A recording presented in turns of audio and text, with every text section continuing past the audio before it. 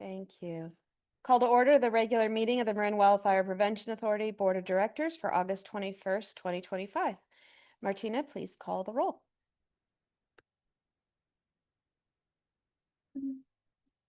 Absolutely. Calling by township for the town of Fairfax. Here. Kenfield, Here. Marinwood, Here. Corte Madera, Novato, Here. Bolinas, County of Marin, Here. Inverness, Here. Town of Ross, Here. Larkspur, Here. Muir Beach, Stinson Beach, Mill Valley. Oh, Stinson Beach is here. Mill Valley, San Anselmo, Sleepy Hollow, Southern Marin, Here. San Rafael. Here. And did we call for County of Marin? Yes, okay. And we do have a quorum for this afternoon's meeting. Great, thank you. Agenda adjustments. Do board members or staff have any adjustments to today's agenda? Yes, I'd like to request that we move staff reports ahead of action items today. Great. All right. Any other adjustments to the agenda? All right, thank you. And we'll move to open time for public expression. The public is welcome to address the Board of Directors at this time on matters not on the agenda that are within the jurisdiction of the board. Please be advised that pursuant to the Government Code Section 54954.2, the board is not permitted to discuss or take action on any matter not on the agenda. Comments may be no longer than 2 minutes and should be respectful to the community. Please silence your cell phones during the meeting and mute your microphone when not speaking. Do we have any public comment? I do not see any hands for a comment at this time in the virtual environment. I would like to just remind everyone with us in the room today that for the purpose of speaking for our board members, when the green light is on your microphone, you are live. If the red light is on, we will not hear you in the remote environment. And Madam President, there are no comments in the room. Great, thank you. And we'll move on to the Executive Officer's Report. Good afternoon, everybody. Welcome back from a little bit of a break from board meetings. As typical for during the fire season, we like to talk about the significant fire potential outlook. And remember, this is based on averages. So looking at August, we have average potential for significant fire growth. But once we get into September and October, we're going to be seeing above average opportunity for significant fire growth. Something for us to keep an eye on. And then when we get in November, the prediction is for average significant fire growth. Did want to touch on the draft Marin County Forest Health and Fire Resilience Public Works Plan that we presented to the coastal communities earlier this month. Well-attended meeting. It was our opportunity to hear comments about the PWP. Let me give a little bit of context about the PWP, and then Ann will dig a little bit deeper into the PWP during her report. The PWP is not approving any projects. It is an approval process, a streamlined approval process for future projects.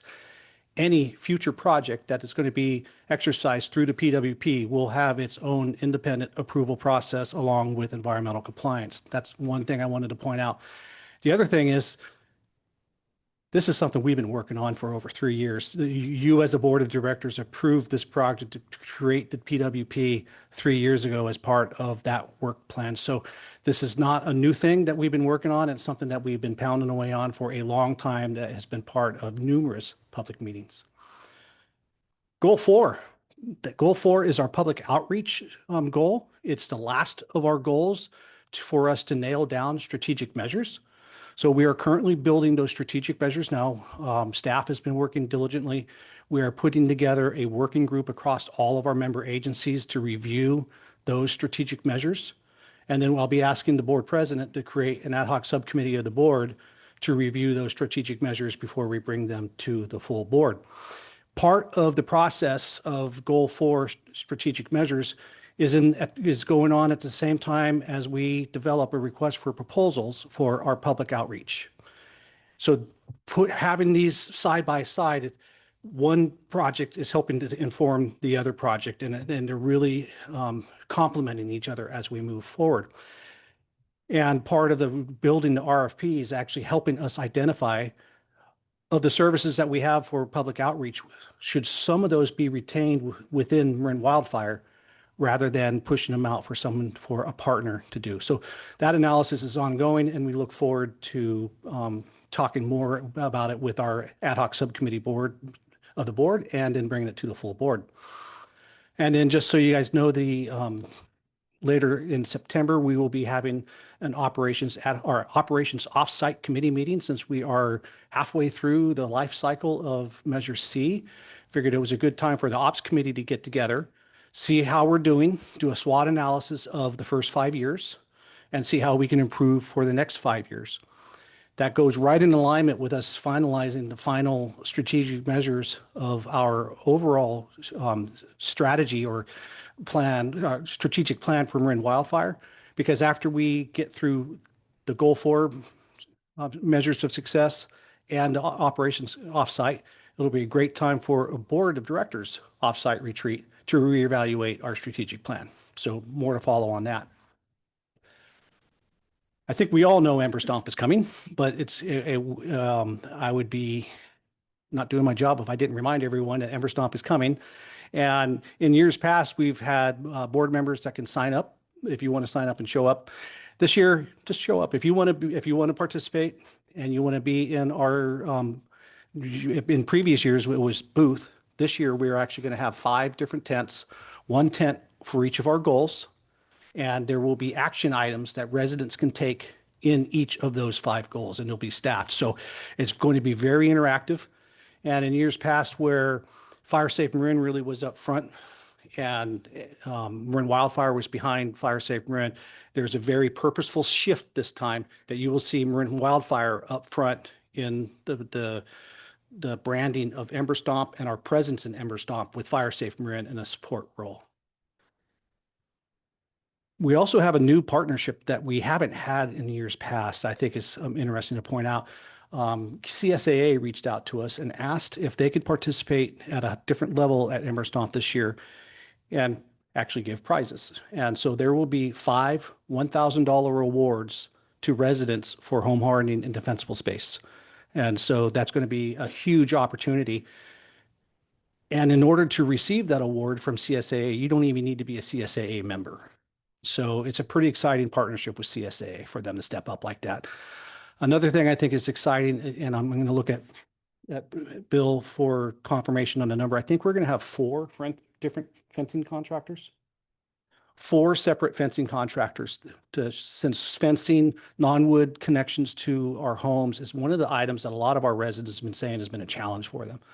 So we'll have 4 different contractors showing what they have.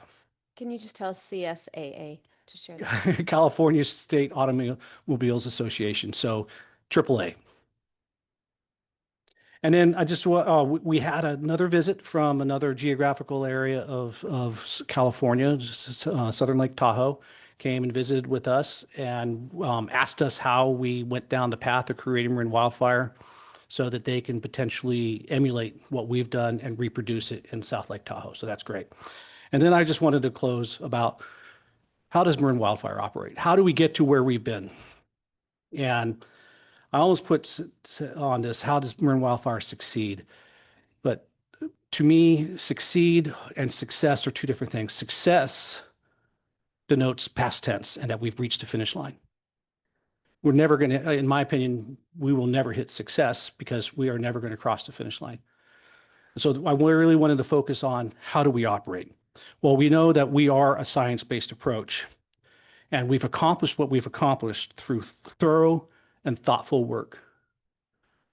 And then we say what we're going to do, we say why we're going to do it, and then we go out and we do it. And that's how Marin Wildfire operates. That's how we've done it from day one, and that's how we'll continue to operate.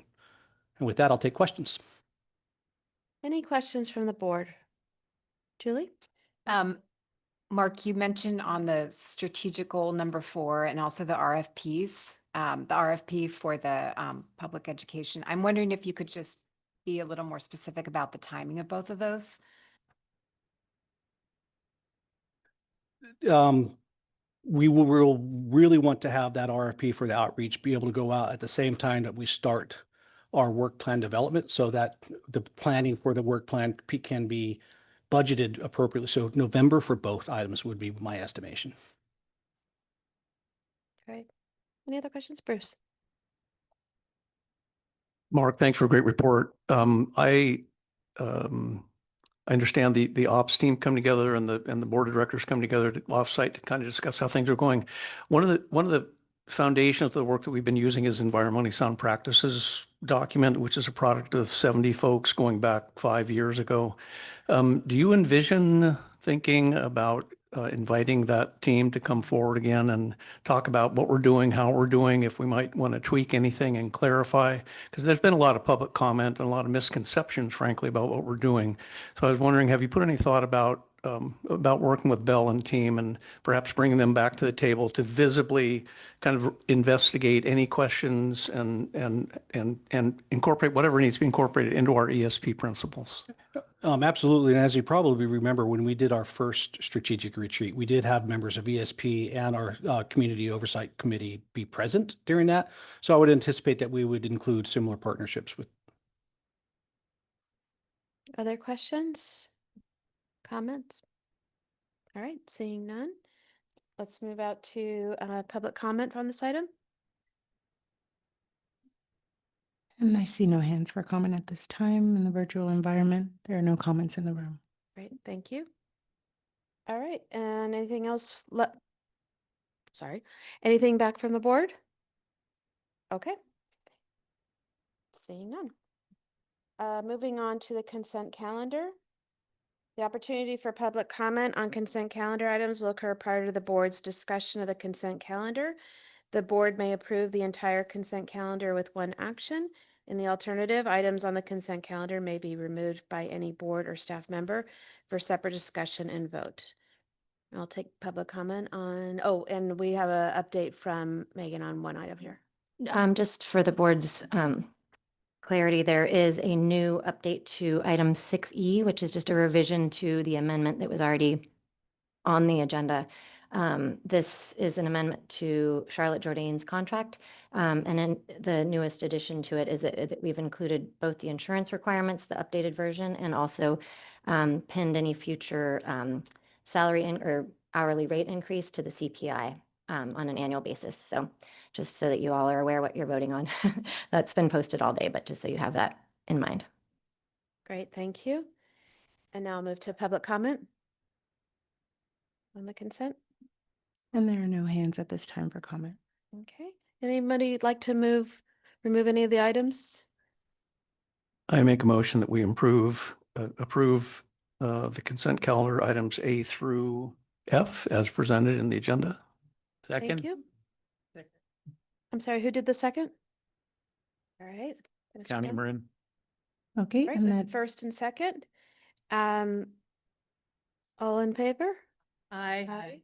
Any opposed? and I'd just like to make sure that the minutes reflect that was a motion by Director Goins with a second from Director Rodoni.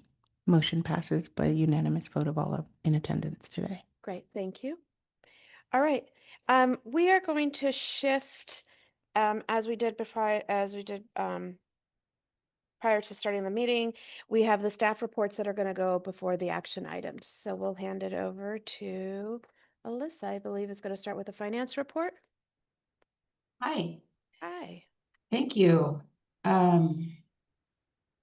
So I included in this month's packet the preliminary final for last fiscal year and also the first report for fiscal year 26. Fiscal year 25 last year is not final, but it's pretty close. And some of the highlights include revenues 575,000 more than budgeted, and 241,000 of that is interest. So that's fantastic. And we will work on closing this out with all the projects, working with the member agencies in the next couple months and have a final version for the board. Any questions on that? And then for this fiscal year 26, we have the preliminary budget that the board approved last May in here. We are going to be making some adjustments to that. And I've highlighted in red anything that is over the date that the report was done. So August 2nd is 9% of the year. And so anything over 9%, I highlighted and I put a note in there. So if anything unusual is happening, that'll flag it for you, but it doesn't necessarily mean it's bad. For example, in contingencies where we paid the insurance premium, we have a new insurance carrier, we paid that right away. So that's really high, but that'll be adjusted with the budget. And with that, I'm happy to take any questions. Any questions on the finance report? So early in the year, it's hard to, yeah, Yeah, not much happening this year not yet. much happening. It's okay. All right, thank you. And before we move on to the work plan update, don't read into it too much. I skipped over board officer elections, so we will backtrack on that. So, Oh, that's one of the action items, so we can do that. was it one of the action items? Oh, okay. Okay, great. Thank you. So you didn't I skip. didn't skip it. All right. So now we'll move on to the work plan. Thank you. Great. Thank you. I'm going to go ahead and share my screen.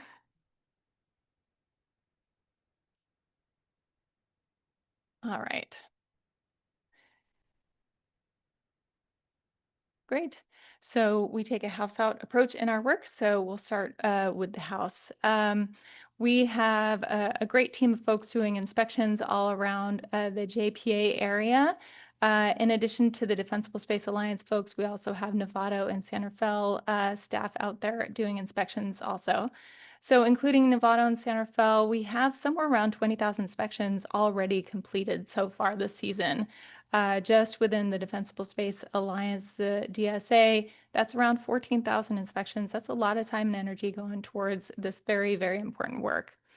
We're seeing that around 40% of residents who opened their report opened it within 2 days of receiving their report, and around 60% within 15 days. So we're tracking very closely who's opening and how quickly they're opening their reports. We're hoping to complete around 25,000 inspections this year, and we're well on our way. Chipper program is going strong. As a reminder, it's 30 weeks, 6 rounds. Each round includes 1 week in each of the 5 zones. And currently we're in round number 4, so still going strong. We have about 2,700 pickups completed and very good reviews from those who are filling out the surveys afterwards. Our resident grant program is going strong. We have about 80 grants in progress or completed. And this year, just a reminder, we have a limit of 1,500 per resident. We're focusing on zone 0 vegetation, as well as gutter guards, vents, and non-combustible fences, gates, those attachments to the home. There is an income and age eligibility requirement. Also, we really want folks to open their reports and use that as the avenue to access these grant applications. You really need to open your report and apply for a pre-approval within 30 days. And then once you've done that, you've figured out what you want to tackle, you have 90 days to turn in your receipts for reimbursement.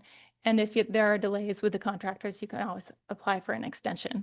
But we really want to move through this budget and disperse it as quickly as possible rather than hang it up with process. I'm going to let Bill Tyler cover fire safe Marin activities, but another plug for Ember Stomp. Want to let folks know to go out on September 6th. And then want to highlight a few different materials that they're producing, both in terms of zone 0 and really imagining what zone 0 can be and what it can look like. Bill Tyler will talk about that more later. but also working on what shaded fuel breaks look like. So we've been working with Fire Safe Marin staff to think through how to show our work, especially for those who aren't able to attend field trips, but social media posts, content for our website, et cetera, to just help explain what a shaded fuel break and other projects look like. So stay tuned for more information there. So I'm going to spend a little bit of time talking about coastal Marin and the efforts that we've been undergoing to get work done out there. There are a few different avenues for getting Coastal Act compliance in the coastal zone. For certain activities, very narrowly defined activities, you can work with the county and get approval through them to do roadside vegetation management, et cetera. We've done that, so we have that going. You can also go a emergency proclamation route because of the March 1st emergency proclamation that the governor's office issued to help fast track work in the fire world and especially along the coast. So we were able to take advantage of that process and work with all the different state agencies, submit an application for a subset of our coastal areas, work with the California Coastal Commission, work with the California Natural Resources Agency. California Department of Fish and Wildlife was involved. We've been talking with the tribe. This was a way to fast track approval for work in the coastal zone and really explain what we were going to do. So we sat down with Coastal Commission staff and went through the maps and talked through what types of activities would happen where, and we got permission to proceed with these polygons, which was a big deal. This was, in fact, a really great way to streamline work in coastal California.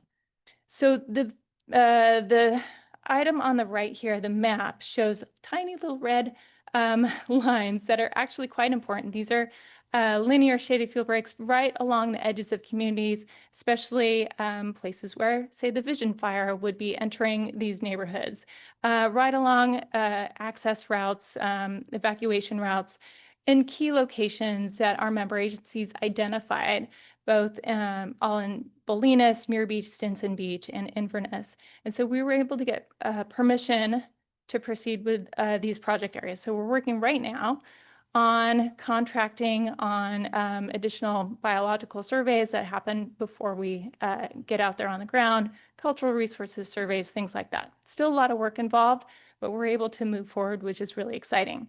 So key to this is that this permission is temporary. We have 2 years to do this work. After that, we need a public works plan. So there's more information on my next slide on that. And then we have a project webpage on this project specifically. So those of you who want to dig into this topic more, we've got a project webpage where you can really dive into this topic. So the public works plan. This is the streamlining tool that the Coastal Commission would like us to use for work, long-term work in the coastal zone. It applies to activities that would require a coastal development permit.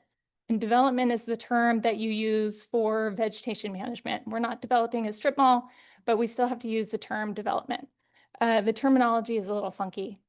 So this process, developing a public works plan, just creates a process for future approvals.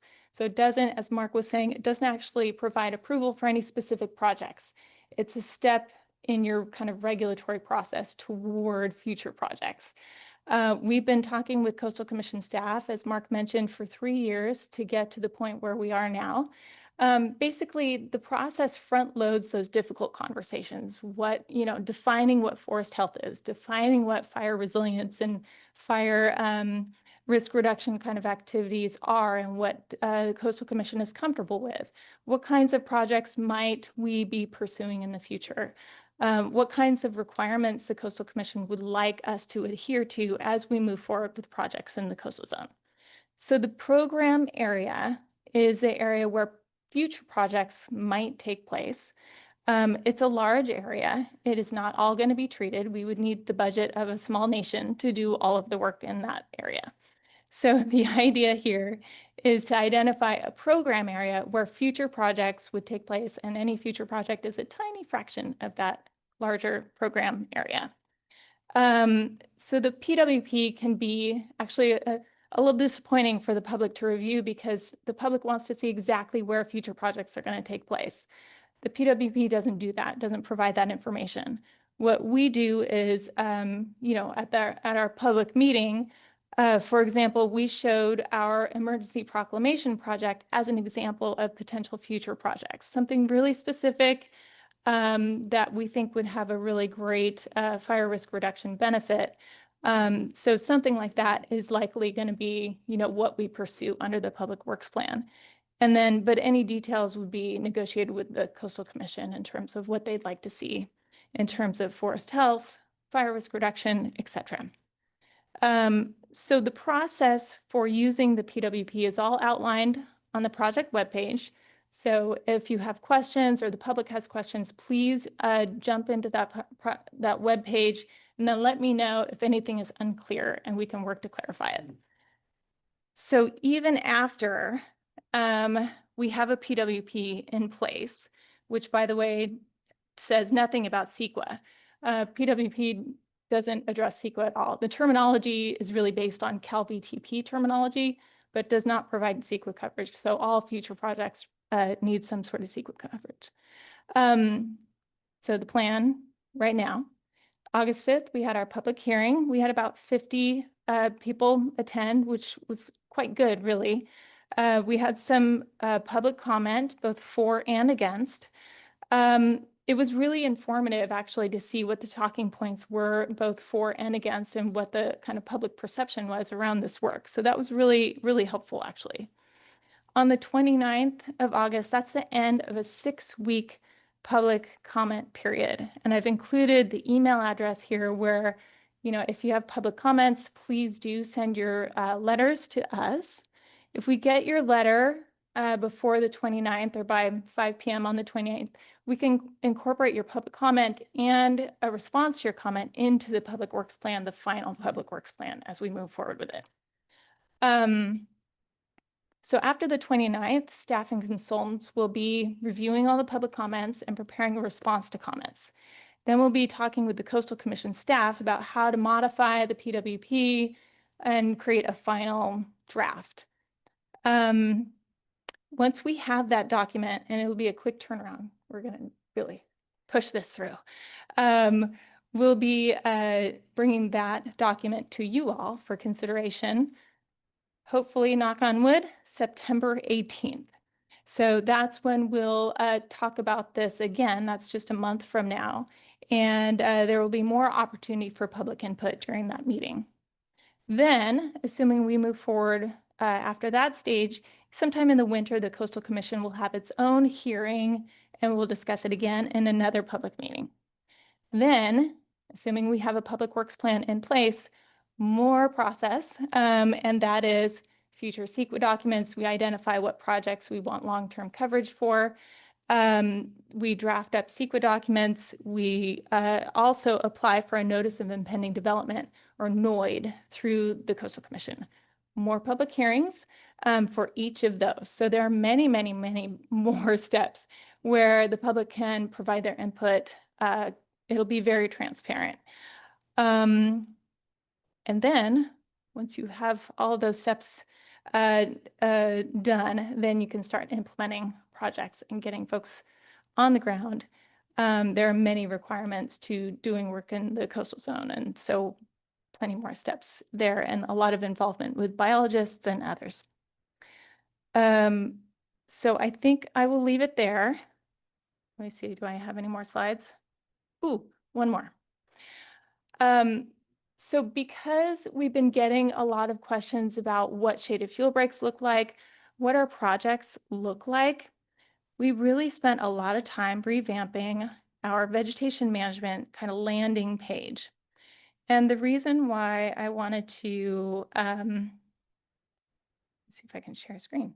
The reason why I wanted to move this item up in the agenda was because I wanted to address some of the general comments and questions we've been getting from the public and incorporate some of that information into a web page that can be used circulated, you can let me know what kinds of questions you're getting out there, and we can help provide some of that basic information on our webpage, somewhere reliable where you can point people to answer questions.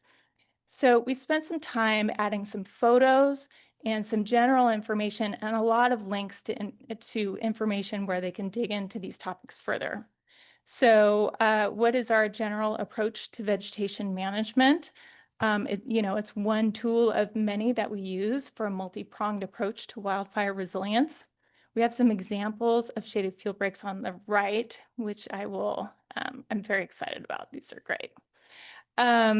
We've also got a link to the Ecologically Sound Practices Partnership. So Bruce, the group that Bruce mentioned, who helped us develop our environmental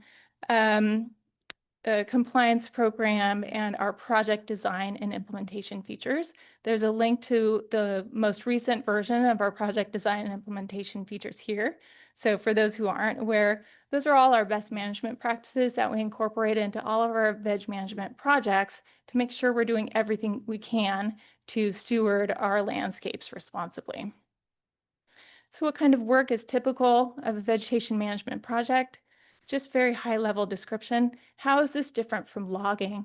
So for example, some of the comments that we've gotten are, around fear of logging.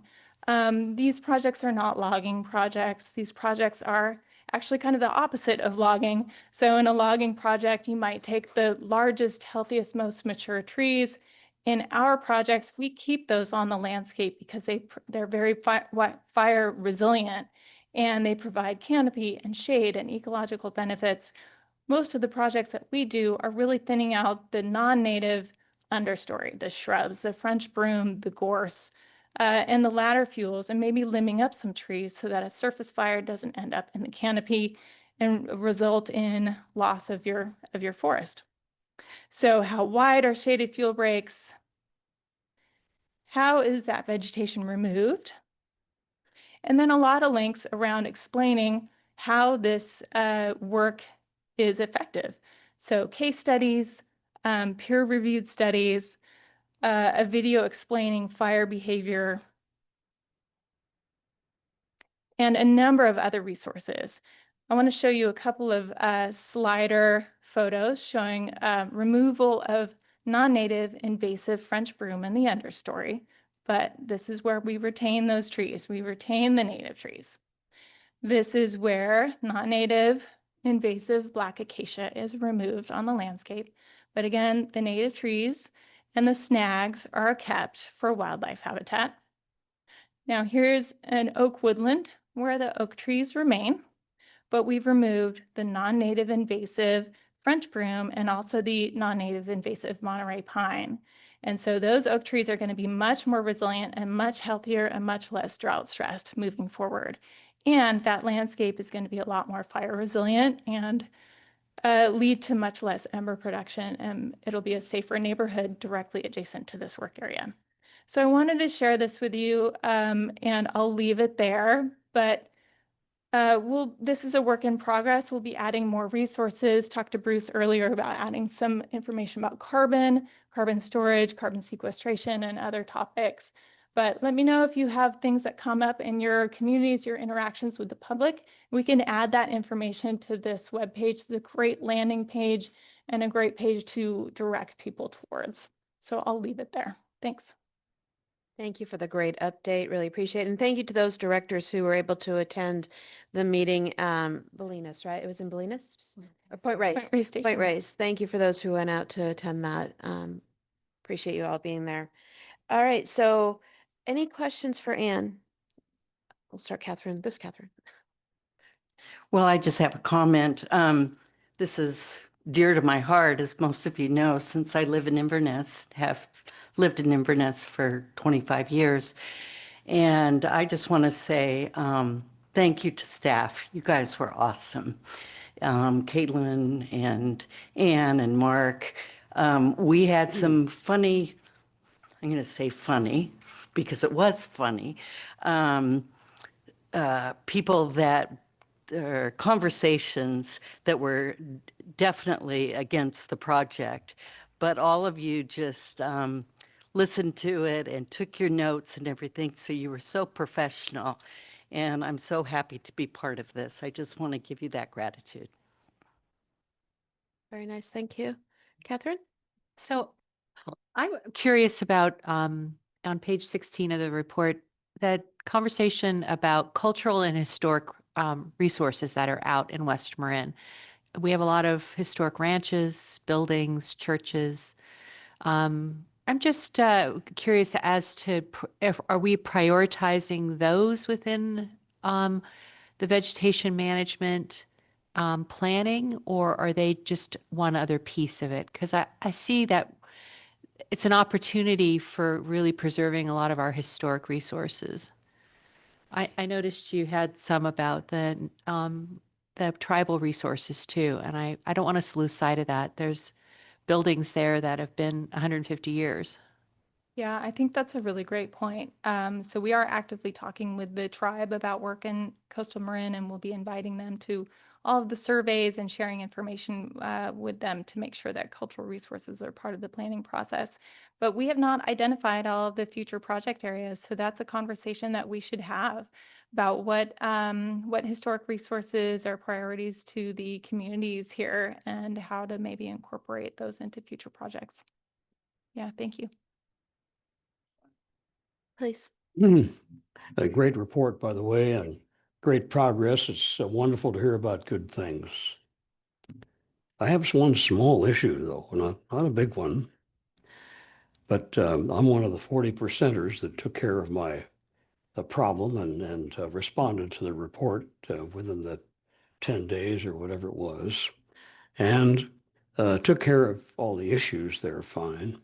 And then, of course, it comes time to respond on the report, what you've done. And of course, they want pictures. And so it's easy to respond. But, I'm a senior approaching 90 for crying out loud. And all those half a dozen or 8 or 9 ways to get pictures to you all is not easy. And I don't know how to do it. And I have to get my kids to help me out to do that so that I can finish the report. There's got to be an easier way for getting the pictures in the report. Well, I'm not 90 and I still get my kids to help me with things like that. So yes, let me put you in touch with our grant specialist who can provide some support. He does have office hours and he does meet one-on-one with people to help them with the process. It can be onerous and there are certain technical glitches that end up being problematic that take time to solve. And but if you'd like, we can chat offline and we can see what some of the issues are and maybe we can fix them, not just for you, but for everyone. That would be great. Okay, Thank you. sounds good. Thank you. Good question. Catherine? I would just like to thank you for the summary you provided of the public meeting out in Point Reyes Station. It was really excellent. And I see from reading the letters that we're getting in opposition that there's a lot of misinformation in those letters and how we address those. I'm not sure if there are, well, there's single sources instead of, a wide variety of sources. How do we address that? But I also agree with Barry because I went on, going to try to get my grant questions answered with a live person because I'm that age. We get on the phone, right? Well, we're trying to do it through email and text messages, but sometimes the frequently asked questions are not the ones that I have. So the only way to contact Josh is through email, as far as I know. I don't see anything. Is there something on the website that gives a phone number? Yeah, we do have a phone number for Josh, but also for the specific items that you're talking about, it's also updated our DSpace report. So when you go to your report page, there's a phone number for you to call. And Monday through Thursday, for the DSpace Alliance, there are people answering the phone that can help you with that. Any other questions for Anne? Julie? I went to the Point Reyes meeting and you all did a fantastic job. But Mark, I thought maybe you could just reiterate your analogy that you got from Michael Wara about how and I won't say anything more. You can do it. Yeah, a lot of the comments, as you see, have been, why can't you just do home hardening and 100 feet of clearing? And there's a lot of reasons why we can't. And that's why we have taken a systems approach. An analogy that Michael Wara gave me, and it's simple, and that's why it's easy to understand. It's like our cars. Our seatbelts provide safety for us, right? And it took a while to actually get people to buy in on wearing their seatbelts. It took a law in the 80s requiring, or was it the 90s, requiring people to wear seatbelts. Then we get airbags. Airbags, so seatbelts are like our home hardening or defensible space. Now we have airbags. And when we get into an accident, we have the seatbelt hold us back. We have the airbags protect us. So airbags are like our wildland urban interface shaded fuel brakes. They're providing a buffer around our individuals. Now, cars now have traffic or accident avoidance systems. If you don't hit your brake in time, your car may stop you before you hit that car in front of you. Or if you start to veer off the roadway, it's going to correct your car and keep you in the lane. That's our strategically placed local area treatments so that we can avoid the fire hitting our communities at high energy.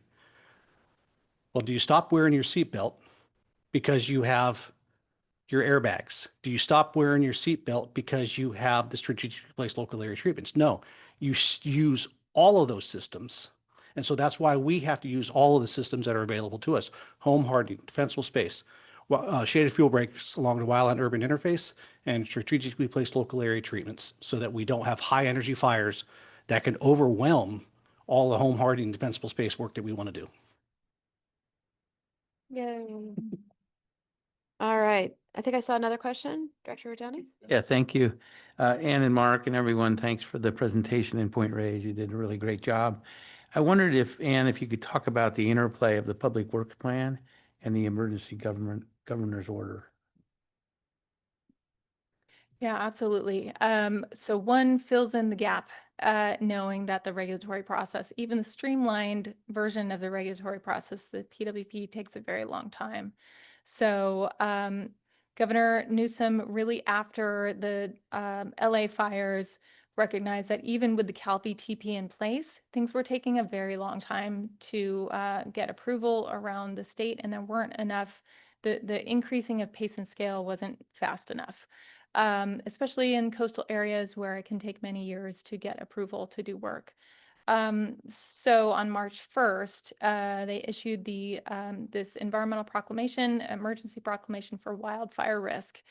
The state really was making it up as they go, trying to figure out what this was going to look like, eventually released an environmental protection plan, or EPP, and that is kind of your roadmap towards environmental compliance and all the things you need to do. Even with all of that in place, and we had biological data and mapping and all sorts of data that we shared with the state, all of that effort provides 2 years of coverage for work in the coastal zone. So you have 2 years.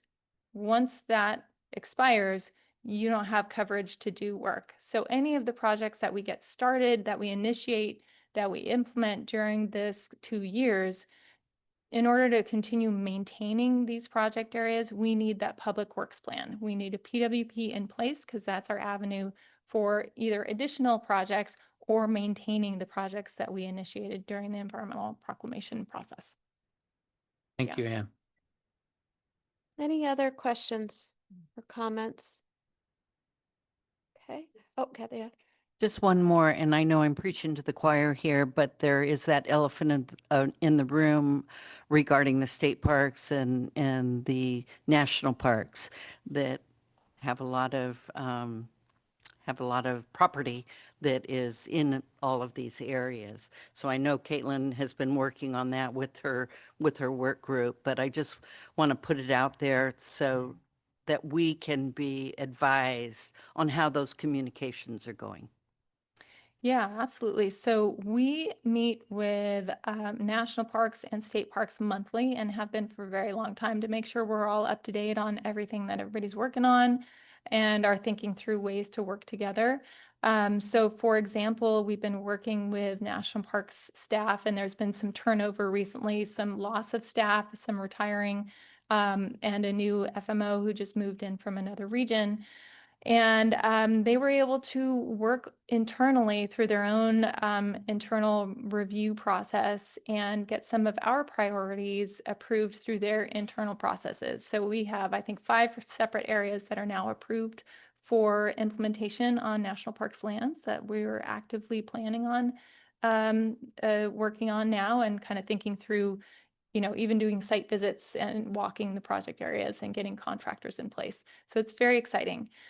Collaboration with state parks is also really active. In fact, our own public works plan overlaps state parks lands in certain locations, in small locations, but places where we think we can work together and we've got shared goals. And for example, in the Sea Haven area, in the Inverness, on the northern end of edge of Inverness, and also some Tamalpais State Park, kind of on the eastern edge of the program area, where there are a lot of non-native invasive plants that really need management, and they'd love to work together on that. So plenty of opportunities for collaboration. We're all working towards the same goals here. Thank you. Yeah, thank you. Okay. I'll just add a few comments. Thank you. And thank you to the board. I mean, this has been a long process to get to this point. And if you remember the maps that we looked at, and they're on the site as well, you could see that we have not done the work that we'd like to do on the coastal zone. And with the governor's mandate that we could actually try to get through some of this work easier and faster, really appreciate the work that you've done to, based on the direction of the board, to be able to move that forward. Can you just, as we wrap this section up, just remind people that the comment period is still open and you will be responding to those comments, and they are included as part of the public record? Yes, absolutely. So with the Public Works Plan, part of the process working with the Coastal Commission is to have a 6-week-long public comment period. That is about 5 weeks through. We've got another week left. So anybody out there who would like to submit a public comment, please, please do. We've got information online on exactly how to do that, email addresses, etc. If nothing else, contact us at info@marinwildfire.org. We're happy to help you.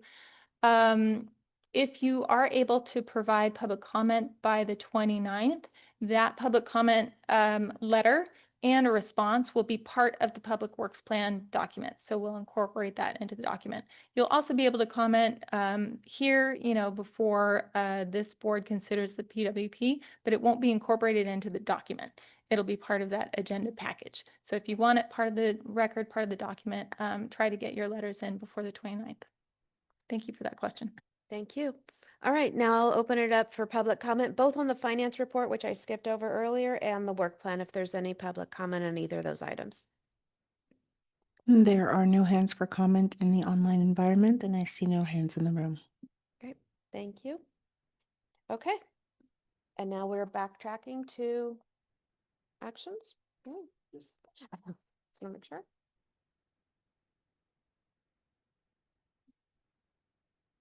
So we're now back to action items. The first one is annual cost of living adjustment for the executive officer. And before this item's considered, I'd like to announce, as required by the Brown Act, that this item proposes an increase to the executive officer's salary. Specifically, adoption of the resolution will result in a cost of living adjustment of 1.6% to his salary effective July 1st, 2025. And I will hand it over to Megan, who will provide the staff report on this item. Thank you. This will be relatively quick. We put this on the open agenda, action item agenda, rather than on consent because of the Brown Act. And thank you for reading that statement. This is identical really to the consent item for all employees, which was adopted unanimously in consent. And this is the same exact adjustment, which is 1.6% based on the CPI from April. So just seeking the board's approval of this resolution. Okay. Any questions from the board? Seeing none. Any public comment on this item? I see no hands for comment at this time. Okay. Okay, well, no more comments. Bring it back to the board for discussion and motion. Anything else? Is there a motion? I'd like to. So moved. I'd like to move approval. Move approval, yes. Is there a second? Tom, okay. We have a Actually, first and a second. Mark, I already did it. You can second. Second. Thank you. All right, all in favor? Aye. Okay. All right, And I'd just like to make sure the minutes reflect that that was a motion by Director Hilliard with a second from Director Finn and Director White. The motion passes with unanimous vote of all in attendance today. great. Thank you very much. We're now moving on to the Greater Mill Valley Fuel Break Project and CEQA compliance. And we'll provide the staff report on this item. Great, thank you. And can we bring Caitlin over as, yeah, thank you, as a panelist? Okay. Oh, okay. Okay, I believe Martina is going to be sharing the PowerPoint today. Great. Thank you. So we're very happy to bring this project to the board today. We're going to be talking about the Greater Mill Valley Fuel Break Project. And, this is really another project that is only made possible because Marin Wildfire exists, because this crosses jurisdictional boundaries and involves a lot of partners, our member agencies. It involves Southern Marin Fire, the City of Mill Valley, Marin County Parks and Open Space, Marin Water, and a number of residents. So we're really happy to talk about this project today. Next slide. Great. So today we're going to cover, we're going to make this brief. We're going to talk about the project purpose and what it is, where those activities would take place. We're going to talk a little bit about how modeling and data was used to help design the project. We're going to provide an overview of the environmental compliance process, talk about the results of the environmental compliance process, how we did outreach to the public, and then we'll end with the staff recommendation for board action.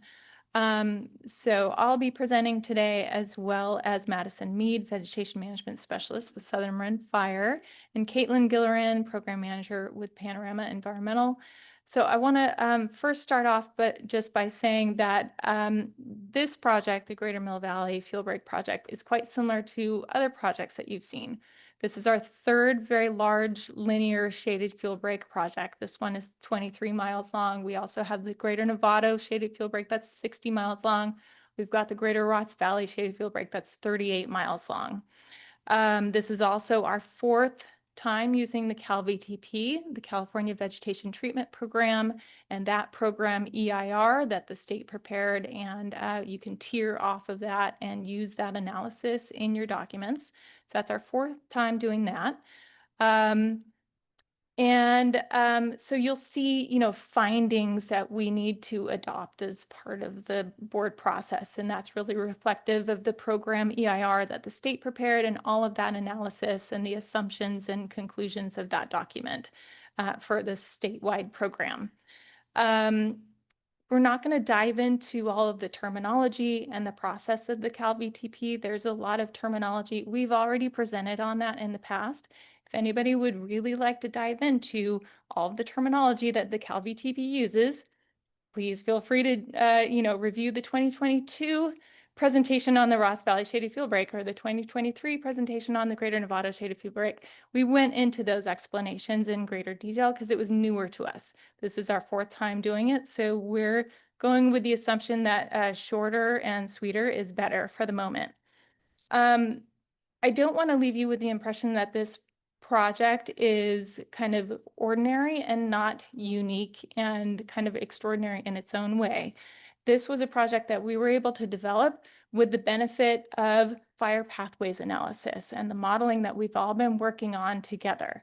So this time around, we were able to take a look at Mill Valley and take a look at different wind scenarios out of the northeast and out of the west, and take a look at how fire would move on the landscape most quickly with wind and terrain, topography, vegetation, etc., and see where those pathways would enter the community of Mill Valley and how we can intercept those pathways to slow it down and reduce its energy.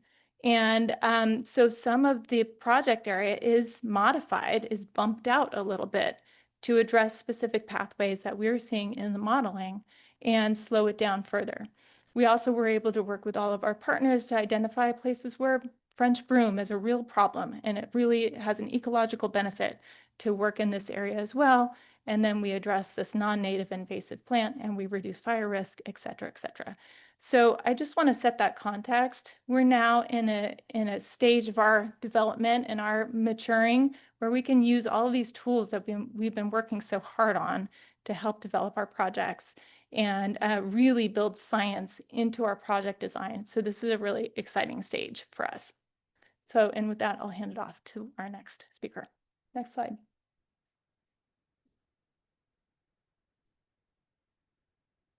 Thank you, Anne, and thank you, board members, for giving us a few minutes to go over this project today. So you'll see on the project purpose map here that we do have the proposed fuel break, and it ties together several of our strategic initiatives along the wildland-urban interface. Our design with this project does aim to create a continuous fuel reduction zone, and it aims to resemble pre-fire suppression conditions that we would otherwise see on the landscape. Next slide, please. So our fuel break here is approximately 23 miles long, and it doesn't involve over 670 acres of private and public lands throughout the city of Mill Valley and a small portion of unincorporated Mill Valley as well. So again, this is going to connect pre-existing and pre-approved fuel and treatment areas, as well as some new areas, into one cohesive and strategic fuel reduction zone. We're looking to help protect homes and infrastructure that sit right along the edge of this wildland-urban interface and open space. As Anne did mention, this was not done without our partners. We worked very closely, both Southern Marin Fire and Marin County Fire, with Willow Labs and Panorama Environmental in order to use our fire behavior modeling as well as our WUI density data in order to identify these most vulnerable areas. Next slide, please. So again, we did coordinate very closely with multiple landowners and stakeholders. Marin Municipal Water District, Marin County Open Space. We all got together multiple times to ensure we had alignment, both on land management priorities and our ecological goals.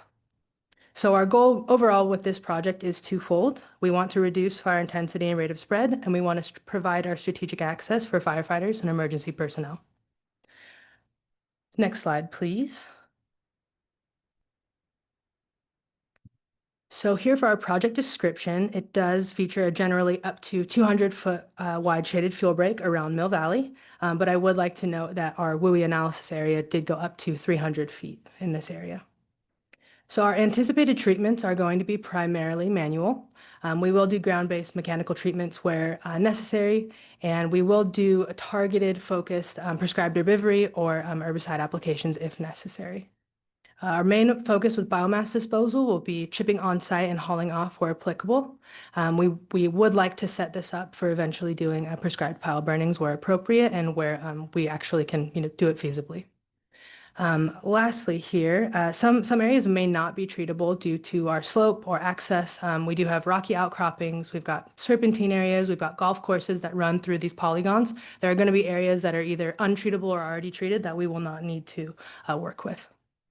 Another important reminder on this is that we are not looking to clear cut. This is a shaded fuel break, and the intention is to restore the landscape to the conditions that were more in line with what existed before our widespread fire suppression. Yeah, we're just looking to give the natives some chance to be fire resilient on their own and see what we can do with that. So with that, I'll hand it over to Caitlin from Panorama.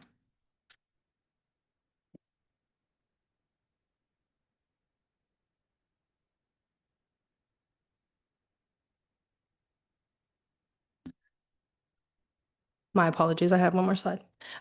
So going a little bit deeper into some of the scenarios that we ran and mediums that we use to try to design this project. We very heavily use the pathways modeling, like Anne had mentioned. So this helps us model different scenarios based on topography, wind conditions, and fuel moisture samples. And we're able to really target and hone in on these potential areas of vulnerability, and it helps us prioritize where we should work when we should work. Next slide, please.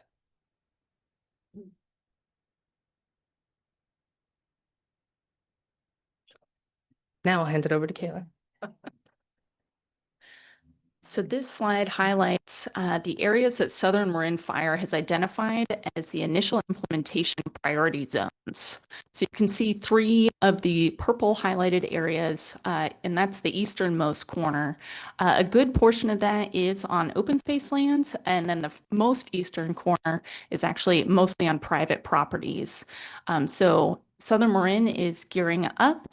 We have already conducted pre-implementation resource surveys in these areas, which I can touch on a little bit further in a few slides, including for cultural resources as well as botanical resources. So we did that during the appropriate botanical season earlier this year, as well as our geologic assessments in this area. So we are getting ready to have implementation happen this fiscal year.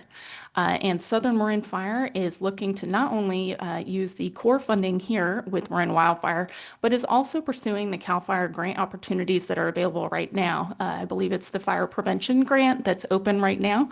So they are looking at that as well, so that the core funding could serve as a match opportunity. Next slide. So these slides, Madison, I think would be fantastic if you just want to run through them, because these are some excellent examples of what you'll be doing. Thanks, Caitlin. So these are some examples of similar fuel reduction work throughout Southern Marin. On the further left picture, you'll see a piece of our Sausalito fuel break. Before, there was a solid stretch of broom that ran through the understory of this grove. Being able to eradicate that and keep it maintained over the last 2 years, it still does look just like the picture on the right. Despite more sun exposure, despite everything that we changed, the oaks and the natives are really thriving. They're really responding well to this work. It's holding up well. The pictures on the right are also going to be another section of our Sausalito fuel break at Southern Marin Forest Health Restoration. Again, the target on the majority of these pictures were heavy, decadent, lush broom groves. Whether they were alive and thriving, or we're finding really significant patches of dead broom, that fuel was reduced, and it's holding up really well in the landscape. So this picture here, sorry, I'm getting my bearings. This is our Tam Valley fuel break. This actually was one of our implementation zones with GGNRA. This was a fairly extended process to get this approved. And one of the areas that Anne was mentioning earlier is actually this same footprint. We're able to go back and maintain this. So again, we're doing this on a 2-year cycle. We were able to really go in and remove a lot of the dead fuel, create a really nice mosaic, an island of native vegetation across the landscape. And everything has been responding really well. It's holding up well. We're seeing wildlife is responding well.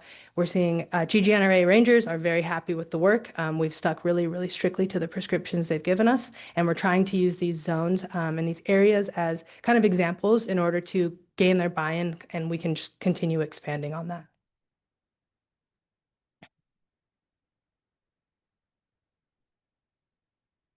So Anne already provided a brief overview of the fact that indeed this project, we chose the PSA and addendum process using the CalBTP EIR. This was determined to be the best and most appropriate pathway for this project. So I won't dig into it too much, but this slide will be available online for those who want to take a look at it. And just a brief note on the other slide, Marin Wildfire is fully aware of the ongoing court case against the Board of Forestry and Fire in regards to the CalBTP EIR.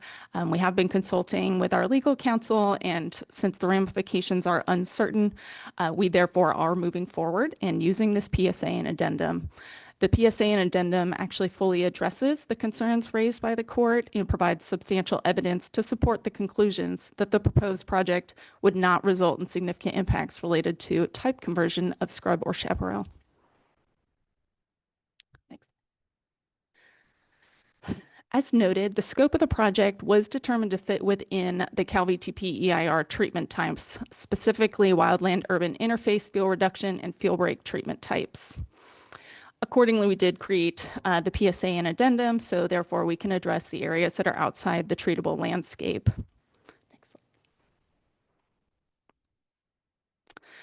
And did allude to this, that all of our projects are unique and this one is no different. There are several unique known sensitive resources in the area of the project, including the federal and state threatened northern spotted owl, as well as many rare plant species, including rare manzanitas.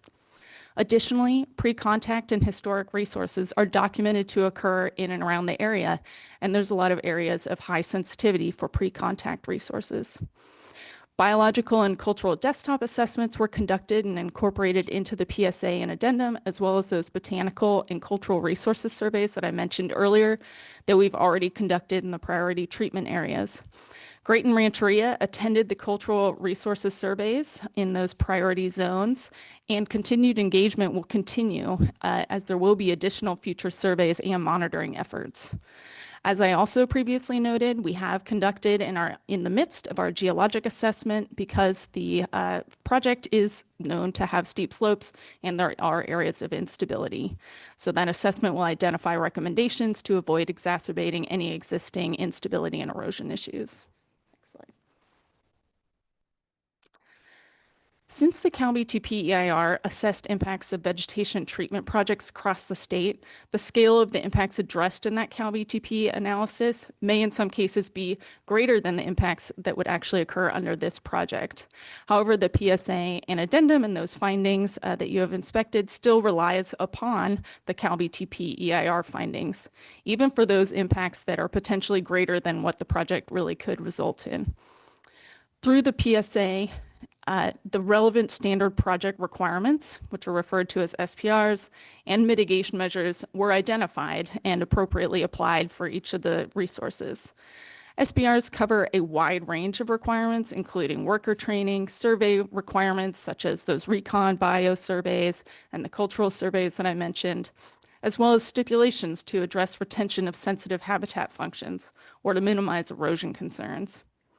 In addition to those CalVTP SPRs, as many of you here know, Marin Wildfire also incorporates PDIFs into all core projects, including this one.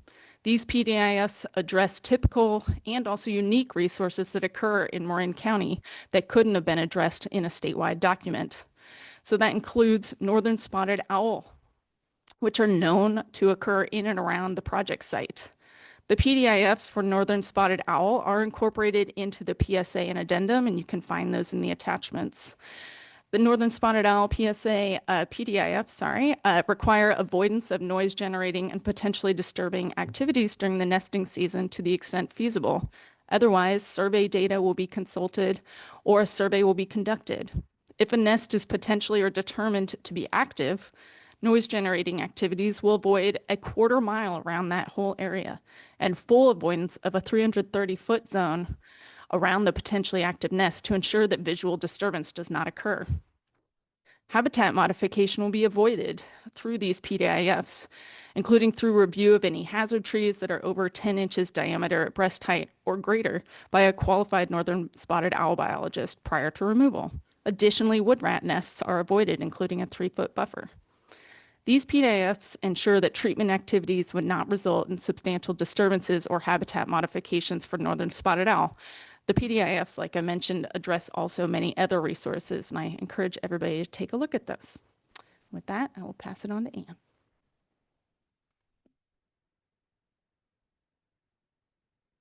Thank you, Caitlin.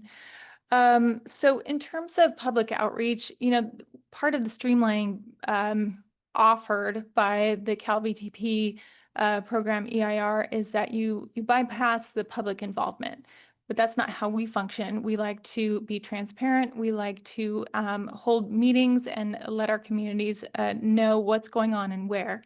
So this project has actually been out there in different forms for quite a while. And so, for example, the 24-25 work plan that was adopted included the planning process for this project. So that was outlined in that document. The 25-26 work plan includes this project as a project to implement. Additionally, and those, projects and work plans were discussed in public meetings, including at the operations committee and at the board. Public outreach efforts also included an online workshop with regulatory agencies and other stakeholders. So whenever we start one of these larger projects, we invite any regulatory agency or partner or land management agency to a meeting to just talk through it before we get too far down that road, and just kind of share what the thoughts are, get any input, etc. We also had an online public workshop on June 24th and notified about 1,200 residents, over 1,200 residents in the project area, sent out a postcard, sent out a large email blast to a couple of hundred people, encouraged everybody to let their neighbors and friends and other, environmental groups know that we were hosting this meeting to share information and to hear any comments from folks. We also meet with our environmental stakeholders monthly, talk about any projects that are going on, hear concerns, and talk through any issues. We're also hoping to host a public field trip to this project area both before and after work gets done. We like to show our work and invite the public out to talk and walk these project areas and ask questions. Also, all of these project, slides and FAQ sheets and things are available on our project webpage. So online is a great place to find out more information. Again, we really like transparency, and so we'll be hosting field trips, so we invite you all to attend as well. Next slide. So in conclusion, before the board today is a packet of materials. We've got the project-specific analysis and addendum, and as part and the link to the larger program EIR, which is kind of our overall tiering document. In order to use that program EIR and approve this project today, we would make, quote, certain findings of fact and adopt a statement of overriding considerations and a mitigation monitoring and reporting program associated with that environmental document for this project. The idea there is to incorporate all of the requirements of the larger programmatic EIR, as well as our own requirements that we add on top of that. And those are our project design and implementation features. And then we have a mitigation monitoring and reporting program, and that's a way of tracking and reporting the kinds of things that we promise to do and make sure that we actually do them and report out about it. So I want to just note, this project is another example of really targeting the non-native invasive vegetation, the shrubby stuff first, the dead and down material that's sitting out on the ground first, leaving some snags and dead material here and there where it makes sense from a wildlife standpoint. Doing this work really thoughtfully to ensure that we're leaving, say, northern spotted owl habitat in good condition. We're leaving the large trees. We're leaving the habitat. We're consulting with biologists to make sure we're protecting those resources. So this work should make those habitat areas more resilient to wildfire, as well as the neighborhoods that are directly adjacent. So we appreciate the time today and welcome any questions. Phew. All right.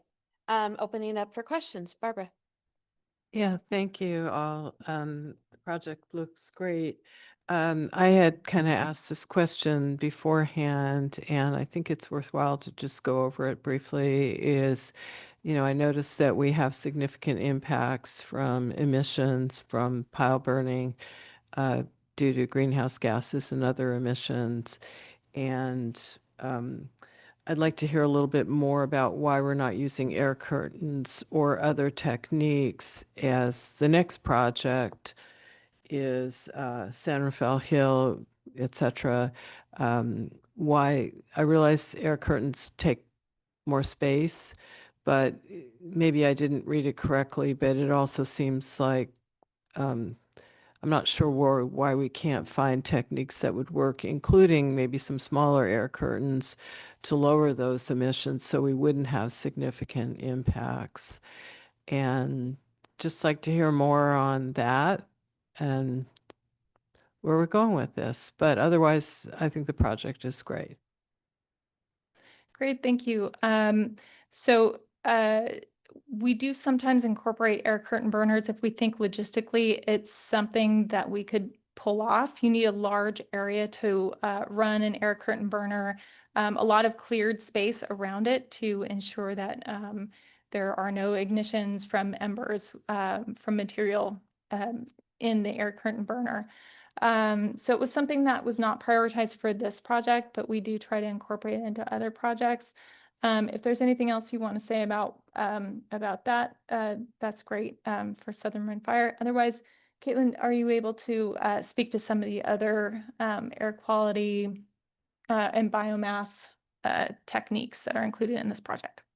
Before you answer that, in your answer, can you talk about submitting smoke management plans to the air district as well? So thank you. Know what an air curtain burner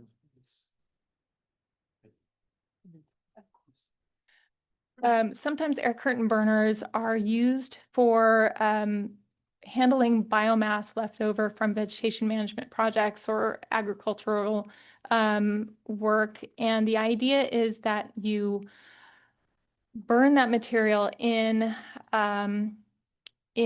machinery where the air circulates twice. And so there's more combustion and more of the material is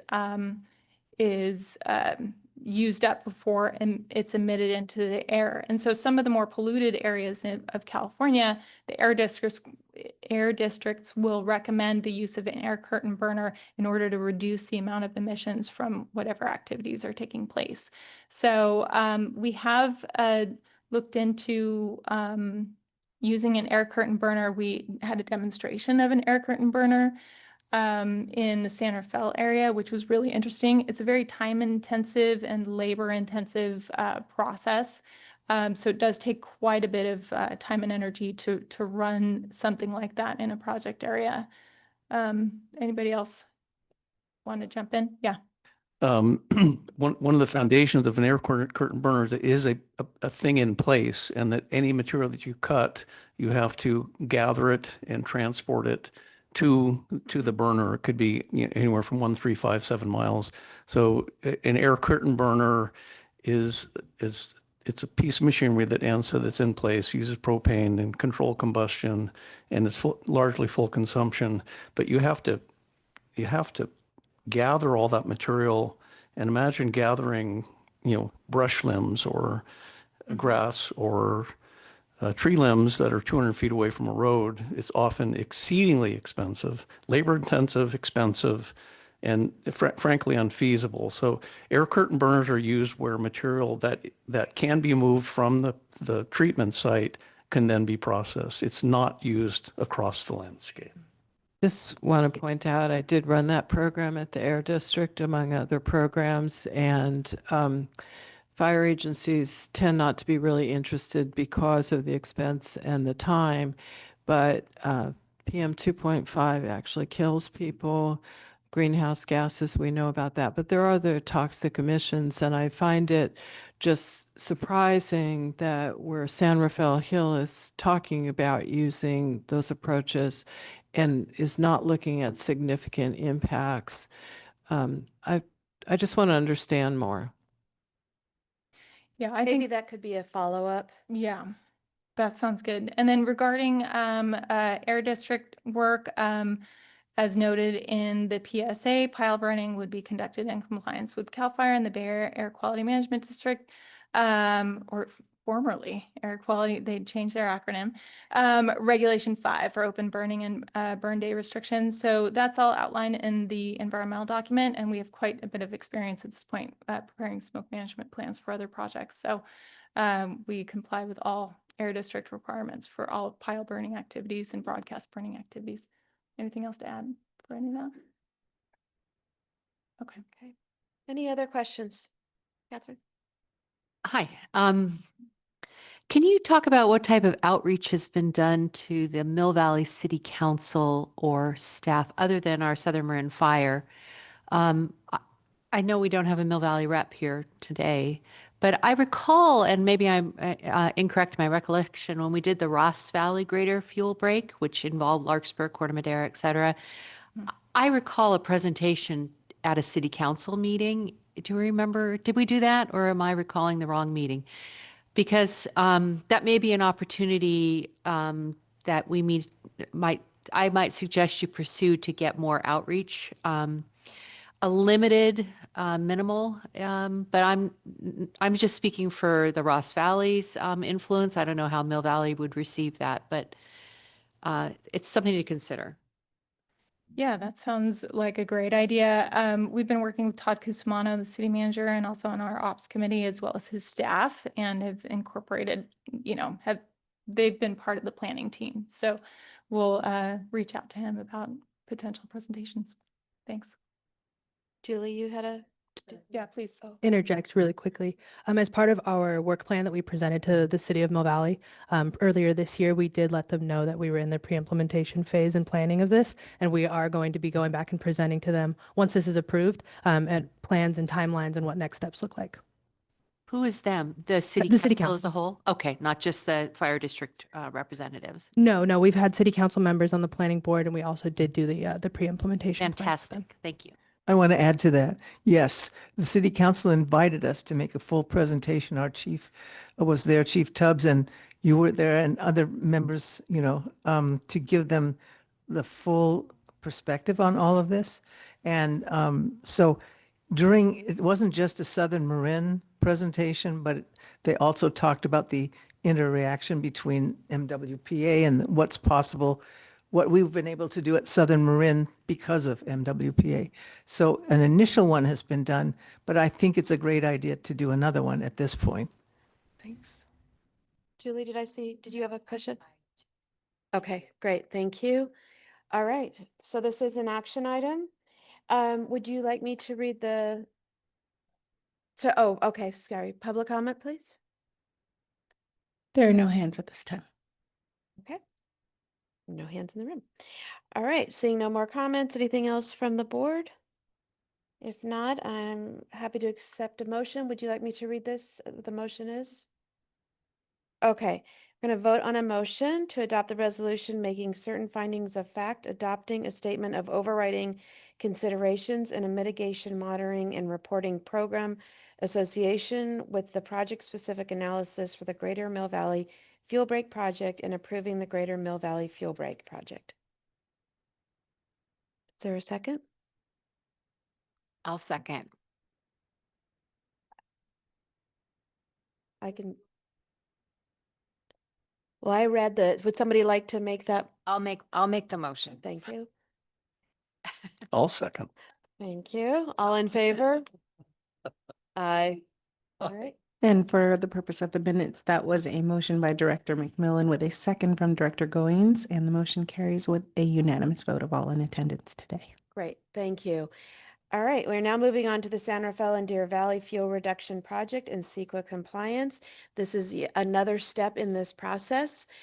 We have talked about the San Rafael fuel break many, many times. The board has given direction many times to staff to move this forward.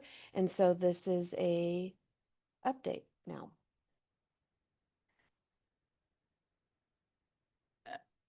All right, we are going to share a screen here and talk about the initial study mitigated neg deck for the San Rafael Hill and Deer Valley Fuel Reduction Project.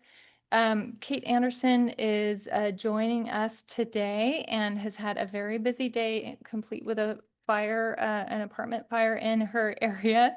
So she just has a few more minutes that she's available. So we're gonna move quickly. Next slide. Thank you, Kate. Okay, so I'm going to take 10 seconds on this slide. So I'm joined by Kate Anderson, Wildfire Prevention Program Manager with San Rafael Fire, and Caitlin Gillerin, again with Panorama Environmental. We're going to talk a little bit about the project purpose and what's happening where, talk about the environmental compliance process, the results of that process, how we reached out to the public, and then what our recommendation is for the board today. And I think, next slide.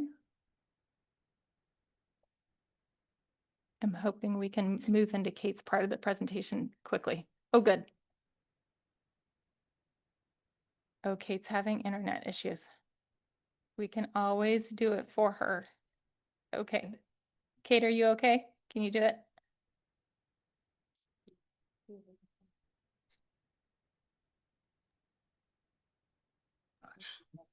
There you go.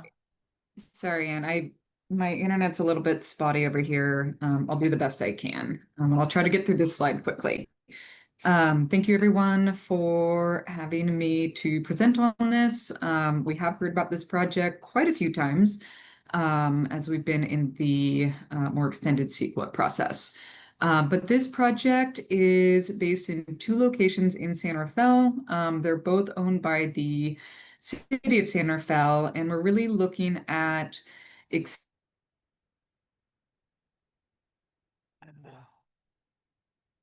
You might need to turn off your camera and just go with audio. expanding our defensible space zone kind of outside of that 100 fuel loading, fire hazards, and in areas where it really makes sense to treat these parcels as a whole versus the linear shaded fuel breaks that have been quite effective in other areas of the city. What we're seeing on both of these parcels is a lot of invasive species, such as French broom, gorse, and then tree species such as eucalyptus, acacia, and other conifers that are encroaching into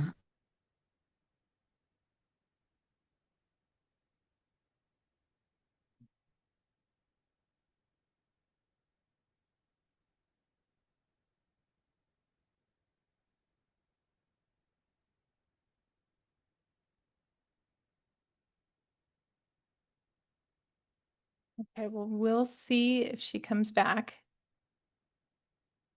Kate, we can't hear you right now, so we're going to start covering your slides, but but you go ahead and interrupt when you can. Do you want to cover this slide or do you want me to?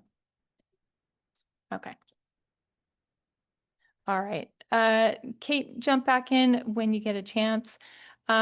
So the purpose of this project is to reduce fire risk in an area where there are homes and all around each of these project areas. These are urban open spaces, city-owned, with a lot of non-native species, a lot of shrubs and non-native trees that are impacting these areas. And so ecologically, they could use some restoration, and from a fire perspective, they could use some risk reduction. Kate, do you want to try again?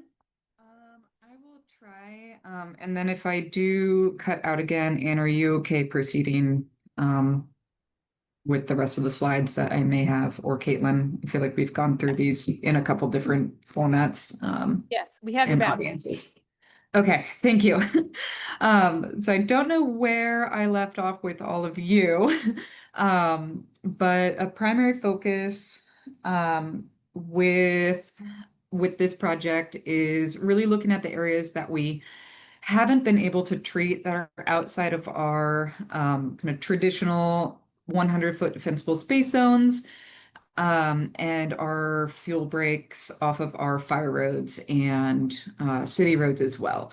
And so we're primarily looking at understory and ladder field treatment. These are our French broom, Scotch broom, the gorse that you see in this photo here, as well as some tree species such as eucalyptus, acacia, and some other conifers that are encroaching into our native oak woodlands.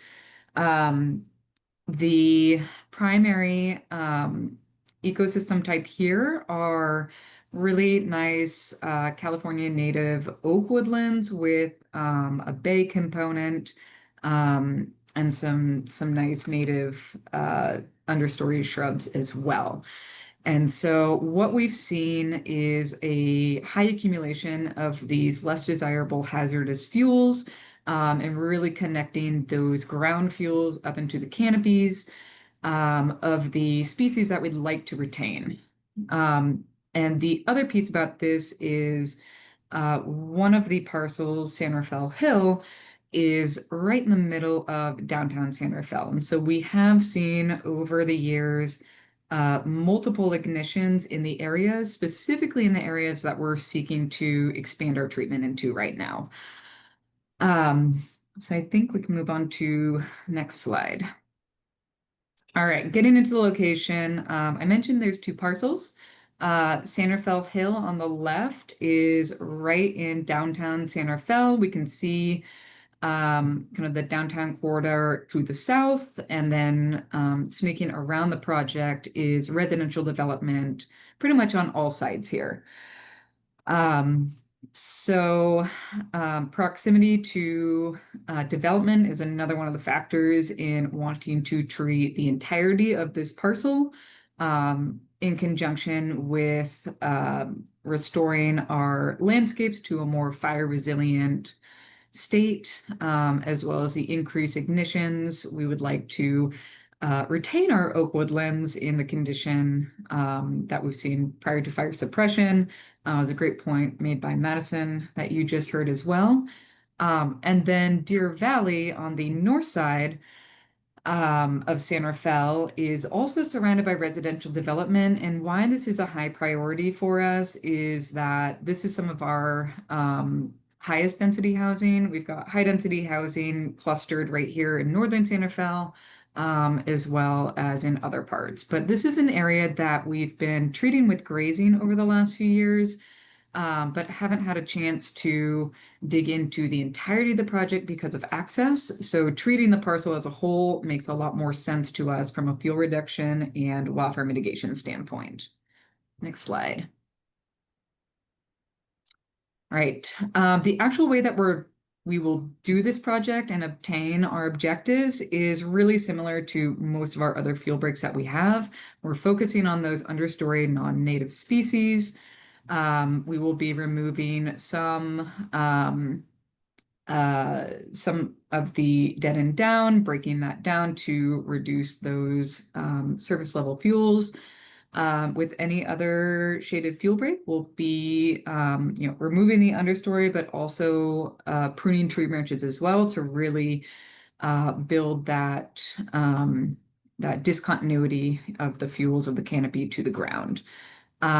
With most of our other projects, we will be using hand crews. We'll be using some ground-based mechanical equipment where we need to access more. And because a lot of these species are sprouting species, or they have a really deep seed bank, and by deep, I mean time-wise, there's multiple years of seeds in these banks here in the soil. We will be needing to use follow-up herbicide application for our maintenance as well. We will be looking at multiple biomass disposal options, primarily chipping and broadcasting, but we are looking into pile burning as well as air curtain burning, carbonator or kiln burning.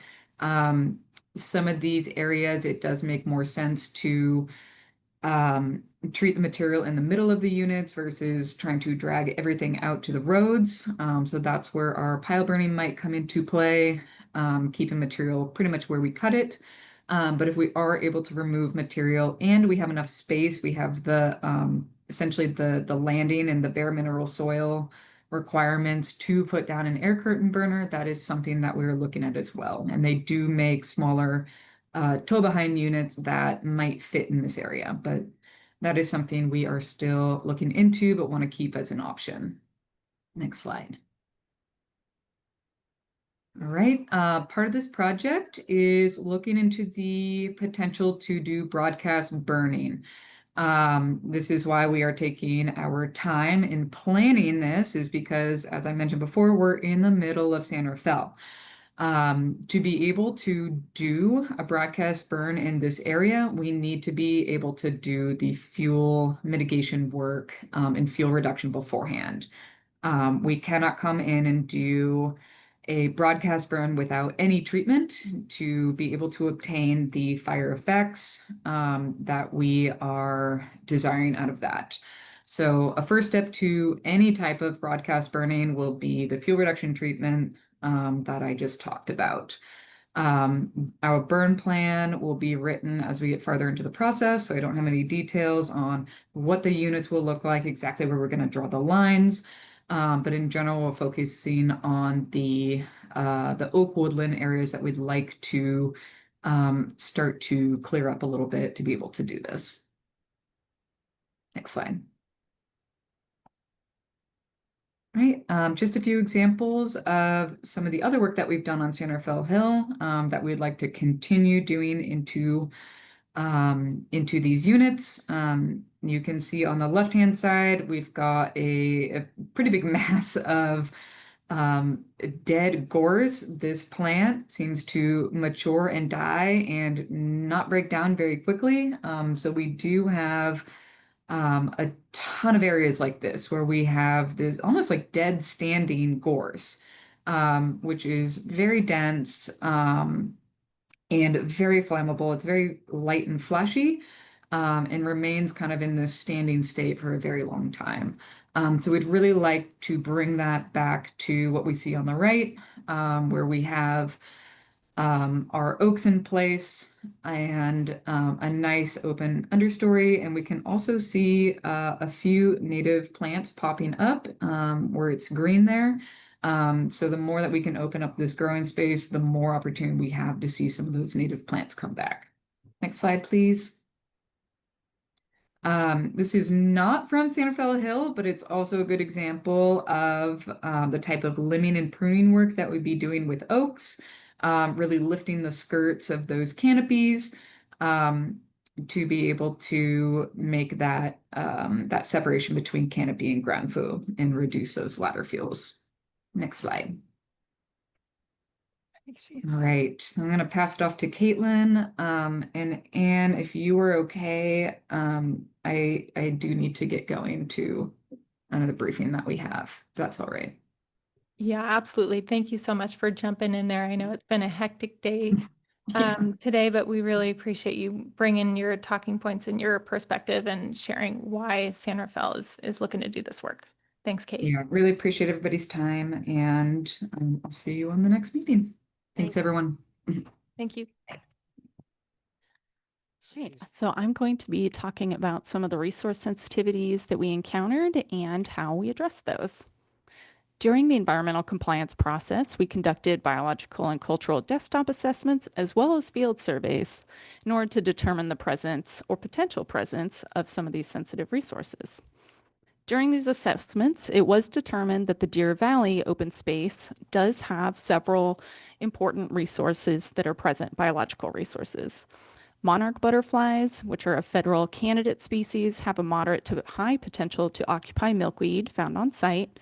And burrowing owls, a state candidate species, has a moderate potential to nest in some of the grassland areas. Additionally, there is one special status plant species that also has a moderate potential to occur at this site. At the Santa Fe Hill open space site, we have the Robert Dollar House and Estate, which is now referred to as the Falkirk Cultural Center, which is listed on the National Register of Historic Places. Additionally, a pre-contact resource was located and cultural sensitivity remains high in the area. As such, the analysis in the initial study hones in on these resources.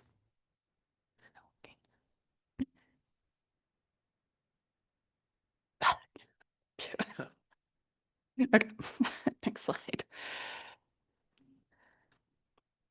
The project incorporates the Marin Wildfire PDIFs that we've talked about quite a bit today, which address a large variety of resources. In the initial study, they are woven into the analysis. These PDIFs address protocols for worker training on sensitive resources, nesting and maternity bat roosting surveys, cultural resource surveys and monitoring, as well as cultural documentation requirements, rare plant surveys, herbicide application restrictions and notification protocols, and more. Where applicable, like I mentioned, these were woven into the analysis, such as in regards to the special status plant species that has a potential to occur. Next slide. Due to the moderate potential for burrowing owls to occupy the Deer Valley fuel reduction zone without specific mitigation, impacts could be significant due to the comparatively large area of proposed fuel reduction activities that include off-road equipment operation potential as well as pile burning relative to the available open space area. Accordingly, mitigation measure Bio 1 requires targeted surveys for burrowing owls in this area if off-road equipment use or pile burning is proposed in the areas of suitable grassland habitat in the Deer Valley Fuel Reduction Zone, which would reduce the impact to less than significant. Next slide. Project activities at the Deer Valley Fuel Reduction Zone, again, that could remove host plants, which are milkweed, or harm any monarch eggs, larvae, or pupae present may also result in significant impacts due to the comparatively large area of the proposed fuel reductions relative to the overall size if there is no mitigation. Mitigation measure Bio 2 would reduce potential impacts by requiring a pre-treatment survey if off-road equipment use, string trimming, or pile burning is proposed in the area during February to September, and any observed monarch individuals and occupied milkweed would be flagged for avoidance. Next slide. As noted earlier, there are known areas of sensitive cultural resources at the San Rafael Hill Fuel Reduction Site. While the PDIFs address avoidance and monitoring protocols, including continued engagement with Great and Rancheria, mitigation measure COL 1 specifies further that the site record documentation for pre-contact sites will be shared with Great and Rancheria for review and input prior to submittal to the Northwest Information Center. And with that, I turn to Anne. Great, thank you. Just to review very briefly the environmental compliance process here. This is our first initial study mitigated neg deck as an agency, and so that's why it's on the board agenda today, just because it's our first of this type of environmental compliance document. You've seen work on San Rafael Hill in previous projects, some defensible space work, some goat grazing, etc. So this area has been part of the conversation for quite a while. So it's been discussed in public meetings before. We've talked about work on San Rafael Hill and Deer Valley and identified it in our 25-26 work plan. We also started working on this particular project way back in 2024, where we started working on potential activities and the project design for this. And we reached out to the Federated Indians of Great and Rancheria because that is a formal consultation as part of this particular environmental compliance process.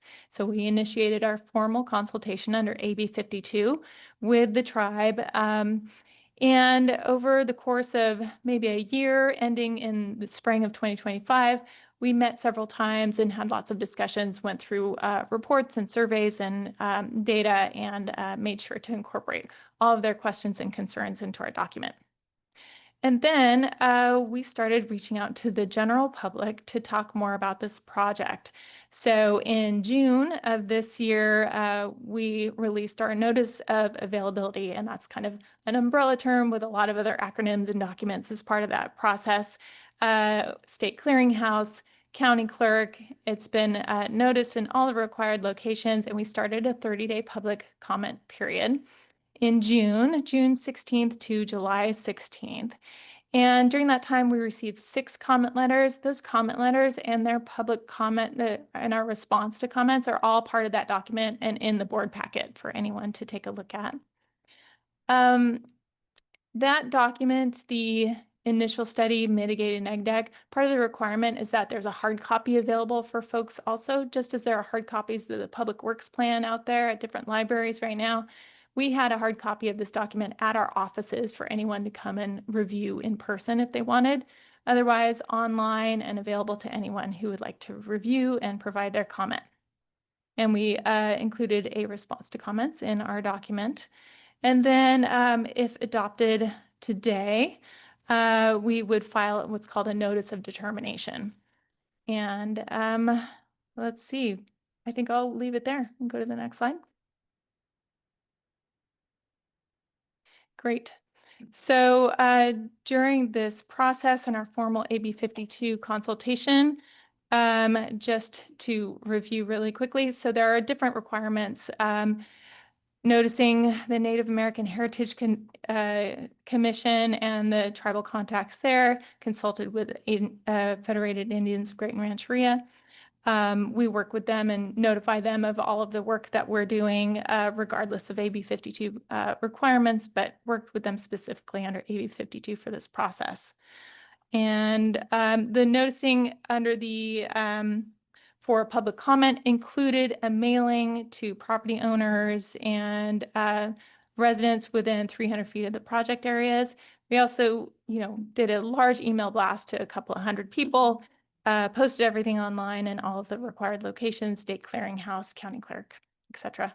We also had signage out at the project areas for anybody who was hiking, walking their dog, just to let them know that this project was in the works and let them know how they might get involved and provide their comments.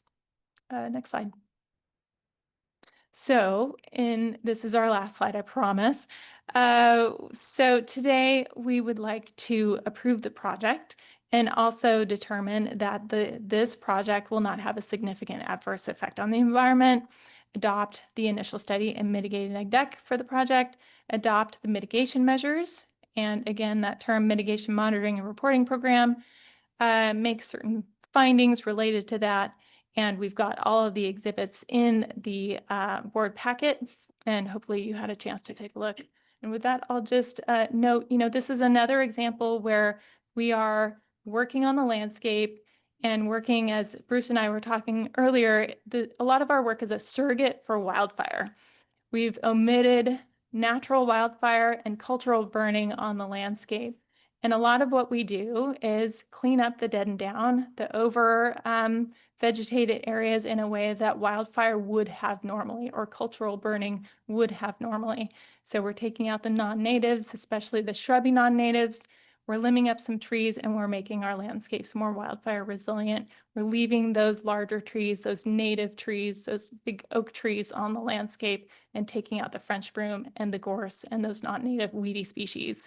So we hope to make our landscapes more wildfire resilient, more healthy, and our communities safer. And with that, we'll take questions. Thank you. Thank you. We are so fortunate to have experts in this area. Any questions from the board? Seeing none. Okay. Any questions from the public? We do have a hand raised for public comment.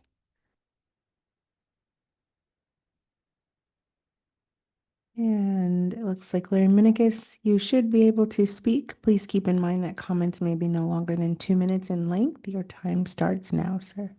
Yes, good afternoon, and thank you, and to Kate, who's had to leave, for your presentations today. I live on San Rafael Hill. I've been here for nearly 40 years. We've been here for nearly 40 years, excuse me. And some of you may know, on Sunday, we had a fire right above my home here on Coleman Drive.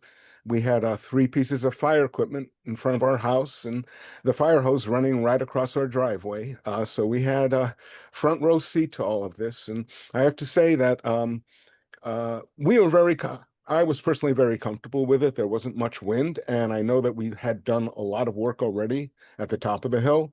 So the fires burn up generally, and it was low, but it was just a reminder of how important the work we're about to do here is going to be. And everything Ann said, this is a highly, highly impacted area. We know it intimately. And I just want to thank you for this work, fully supported. And with that, good afternoon.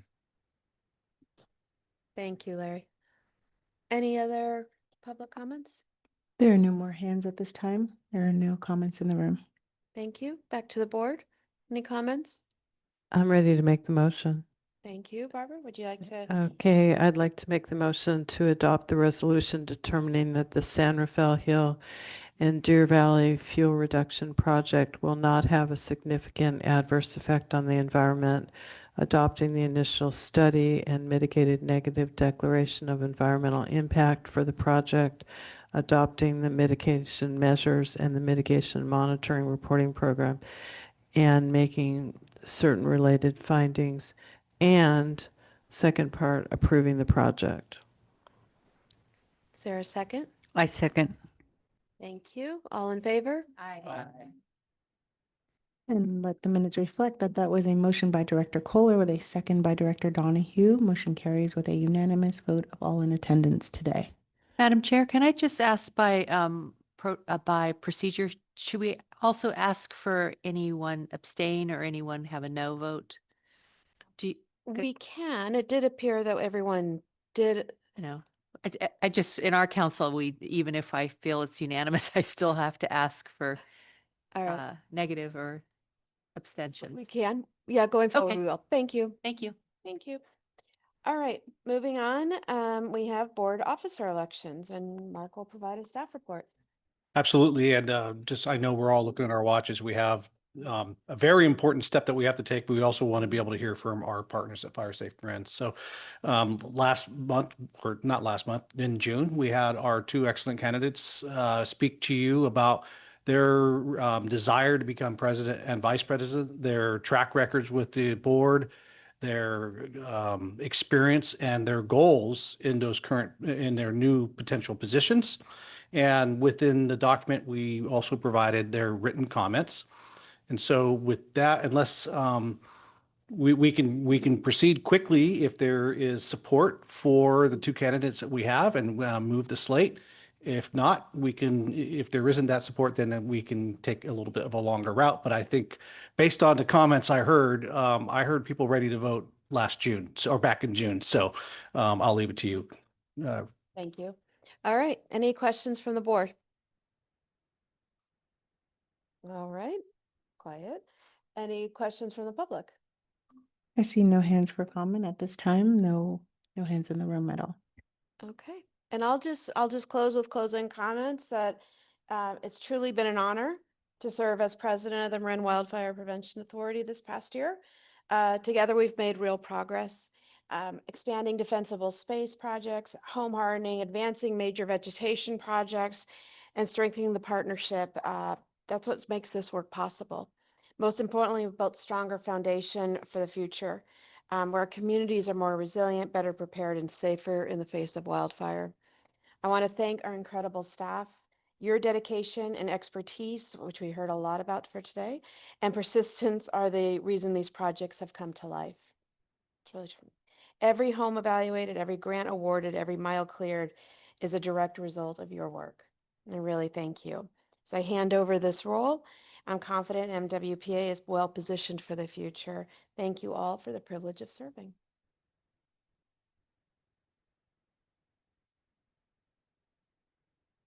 All right.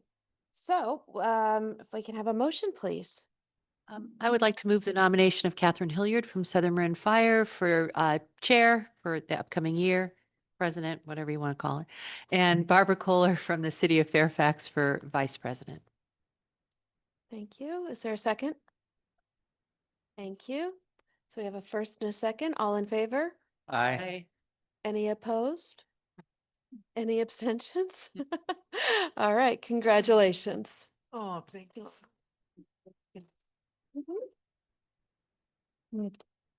I would just like to make sure that the minutes reflect that that was a motion by Director Way with a second by Director Ever Geddes approving the action item.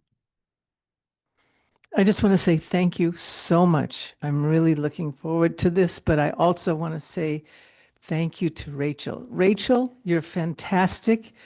Your organizational skills, the charts you brought us when we were all had, one opinion per person in the room, you seemed to be able to synthesize it down so that we could vote on things in a very clear way. I hope to follow in your footsteps.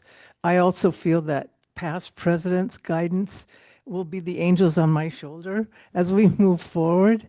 And so I'm really excited about this and also working with Barbara. It's going to be great. So thank you. And I think we will try to honor you. So yeah, but I'm honoring you now. I think we should give Rachel another round of applause, please.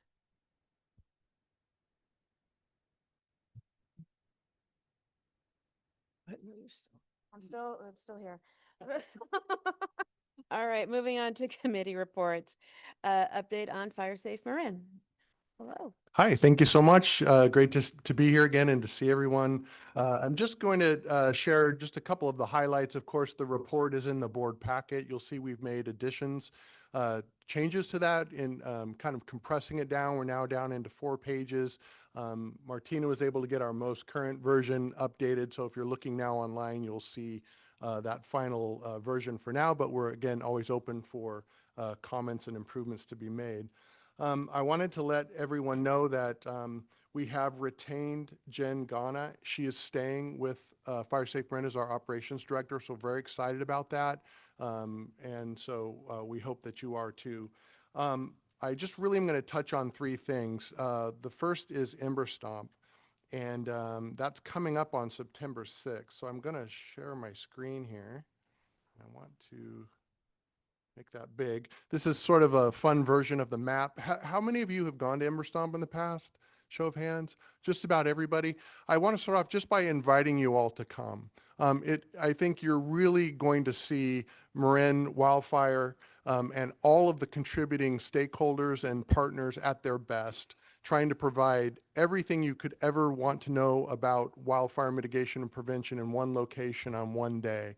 And it's really fantastic. So you'll notice that in this map, we've got the front entrance. A lot of it's set up similarly to what it was in the past, but we've got MWPA prominently, can you see my little cursor there? Prominently pride of place there at the beginning. All of the activities are really interactive and meant to make meaningful engagements, right? And so that if it might be a homeowner that has questions about go bags, there's a tent for that. If they want to know about fences, or if they want to know about vegetation or some other sort of product, we've got a ton of vendors that are there. If they want to know about their insurance, United policyholders are there. If they want to know about recovery, we have a recovery tent that's new with people from the campfire, people from the Tubbs fire that are going to be there to talk about their experiences. We also have a VIP tent, and this is where you all come in. You are VIPs, and we'd like you to come in and check it out at that tent. You may have people that you know that you want to invite. They might be people, elected officials, colleagues from other counties that can come and see this thing. Please bring them to it. Let us know that they're coming. You know, we can try and set up an ability to escort people around to give them, you know, a better kind of inside baseball look at what's happening. Just to show the reach of what's happening through MWPA and all of our efforts, I was contacted through CAL FIRE by the South Korean delegation that's coming to California. There are 8 members of the National Institute of the Forest Science, which is the Korean Forest Service basically, and the Ministry of Economy and Finance, including an interpreter. And they're coming to California. They want to learn a lot about what's been happening in all of our counties in terms of dealing with disasters, mitigation and whatnot. And they specifically asked for our group. They wanted to meet us, and we said, we want to invite you to come to this event, and they said yes.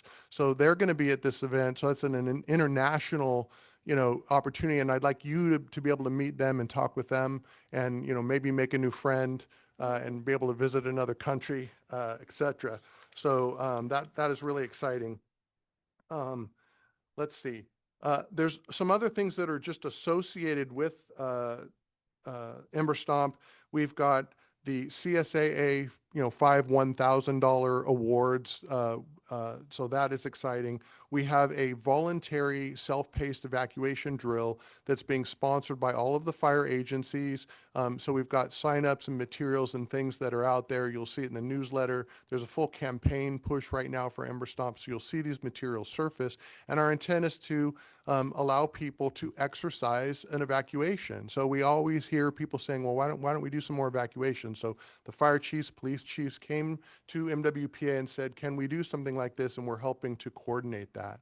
So that is very exciting as well. And it's an opportunity for our Firewise communities to exercise an event that's required for their redesignation annually. So we have over 81 different Firewise communities now, and they can participate in this way that also benefits their programmatic, you know, designation going forward. Okay, so that is that on Ember Stomp. You have a question? Yeah. I looked at your map. Okay, so I didn't see the place where they burned down the house. You know, I mean, is it on there? Are we going to have this again where Yeah, same location. We don't have IBHS there to do the same burn, but we have created a series of props that will demonstrate siding, vents, eaves, decks, etc., vegetation, and throughout the day we'll be constantly burning things.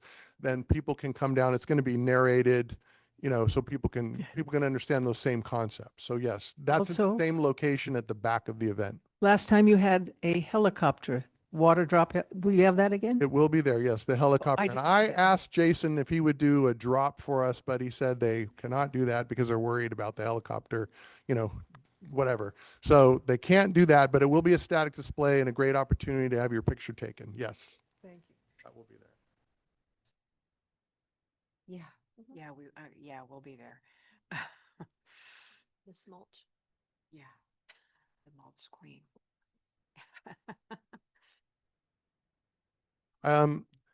This is a very important asset that has just been made available. It's our Fire Smart Yards Guide. It is in both English and Spanish. And this answers the aesthetic concern that many people have had about what Zone Zero looks like.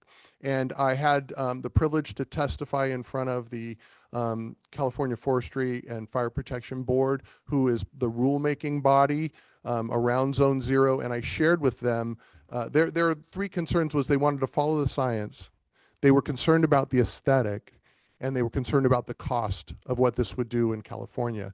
And so I was able to share in my testimony and put a copy of this into their link so everyone could see it, this guide. And I just want to take you through just really quickly a couple of pages on this.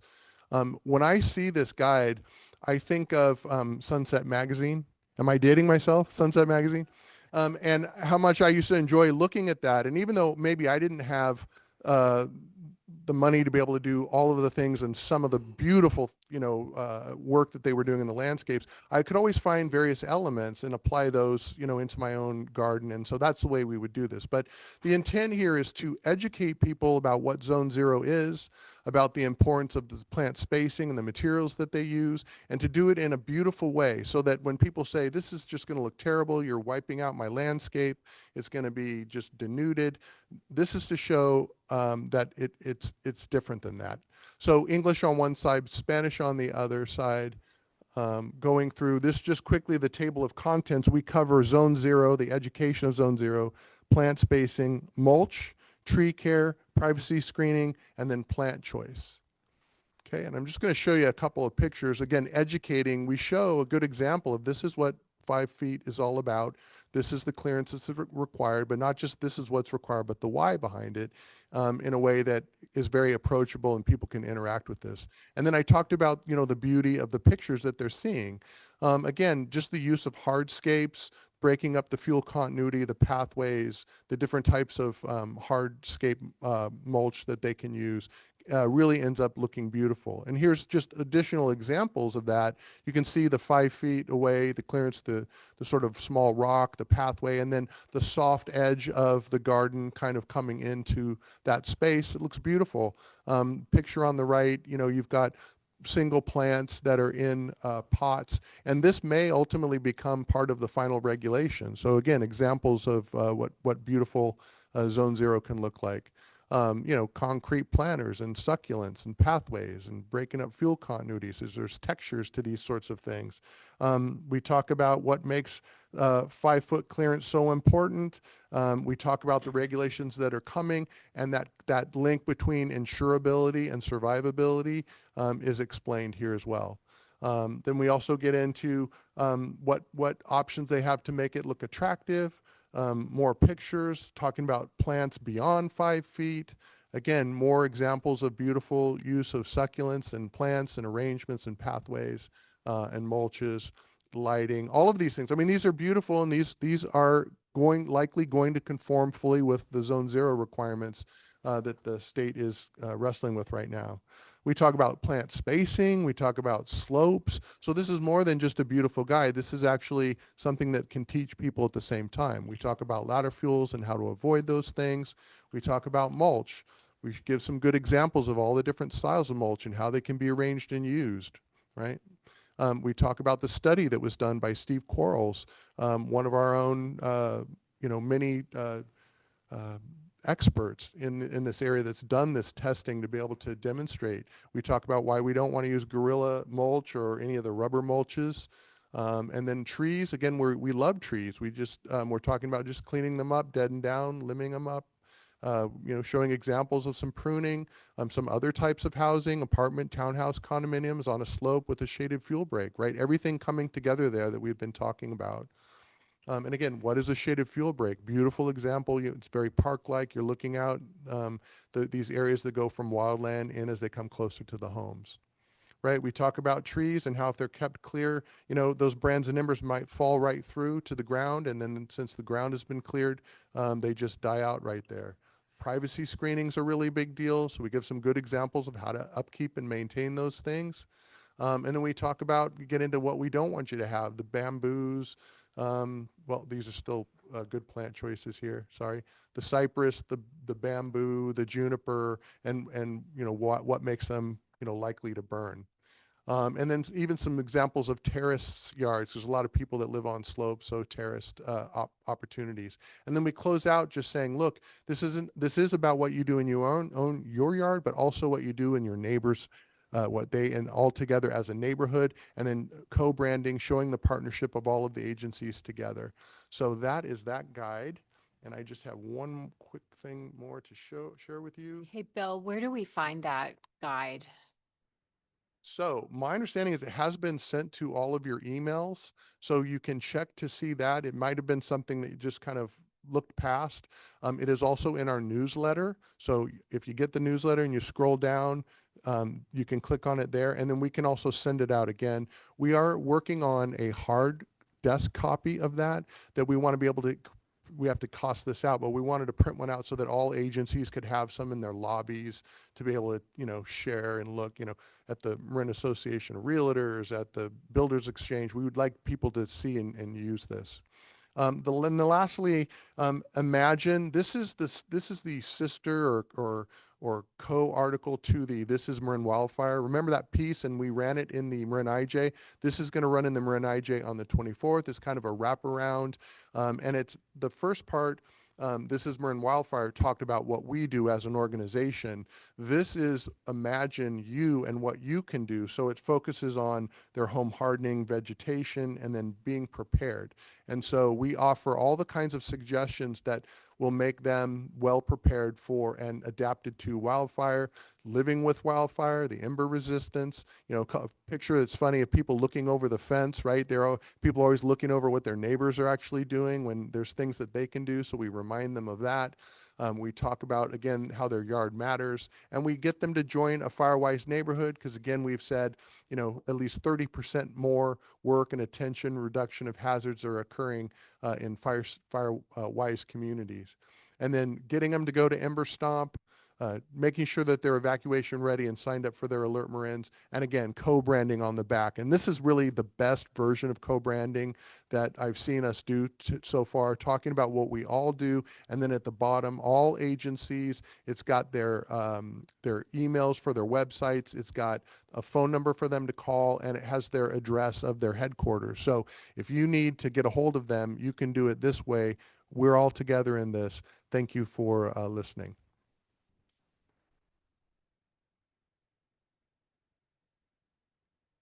Any additional questions? Nope. Everyone going to Ember Stomp? And I'll give a shameless plug that Larkspur's Wine Stroll starts at 4 on that same day. Yeah. It's gonna be a busy day. 4 to 8, you can come have wine with me in Larkspur. Any questions from the public? There are no hands in the virtual environment or in the room. All right, thank you. And this is not an action item. No, but so- just to give a Oh. plug. Oh, no, okay. Another shameless plug over here. I was just going to give a shameless plug for the Marin Master Gardeners. We'll have an extensive booth, and I will be staffing the mulch display. Mulch lady. That's right, absolutely, Madam Mulch. All right, informational items, minutes of the August 7th executive committee meeting were part of the agenda. Any requests for future agenda items? Nope, seeing none. We are now adjourned. Thank you. Our next meeting will be on September 18th. All right, thank you all. Thank you, Rachel.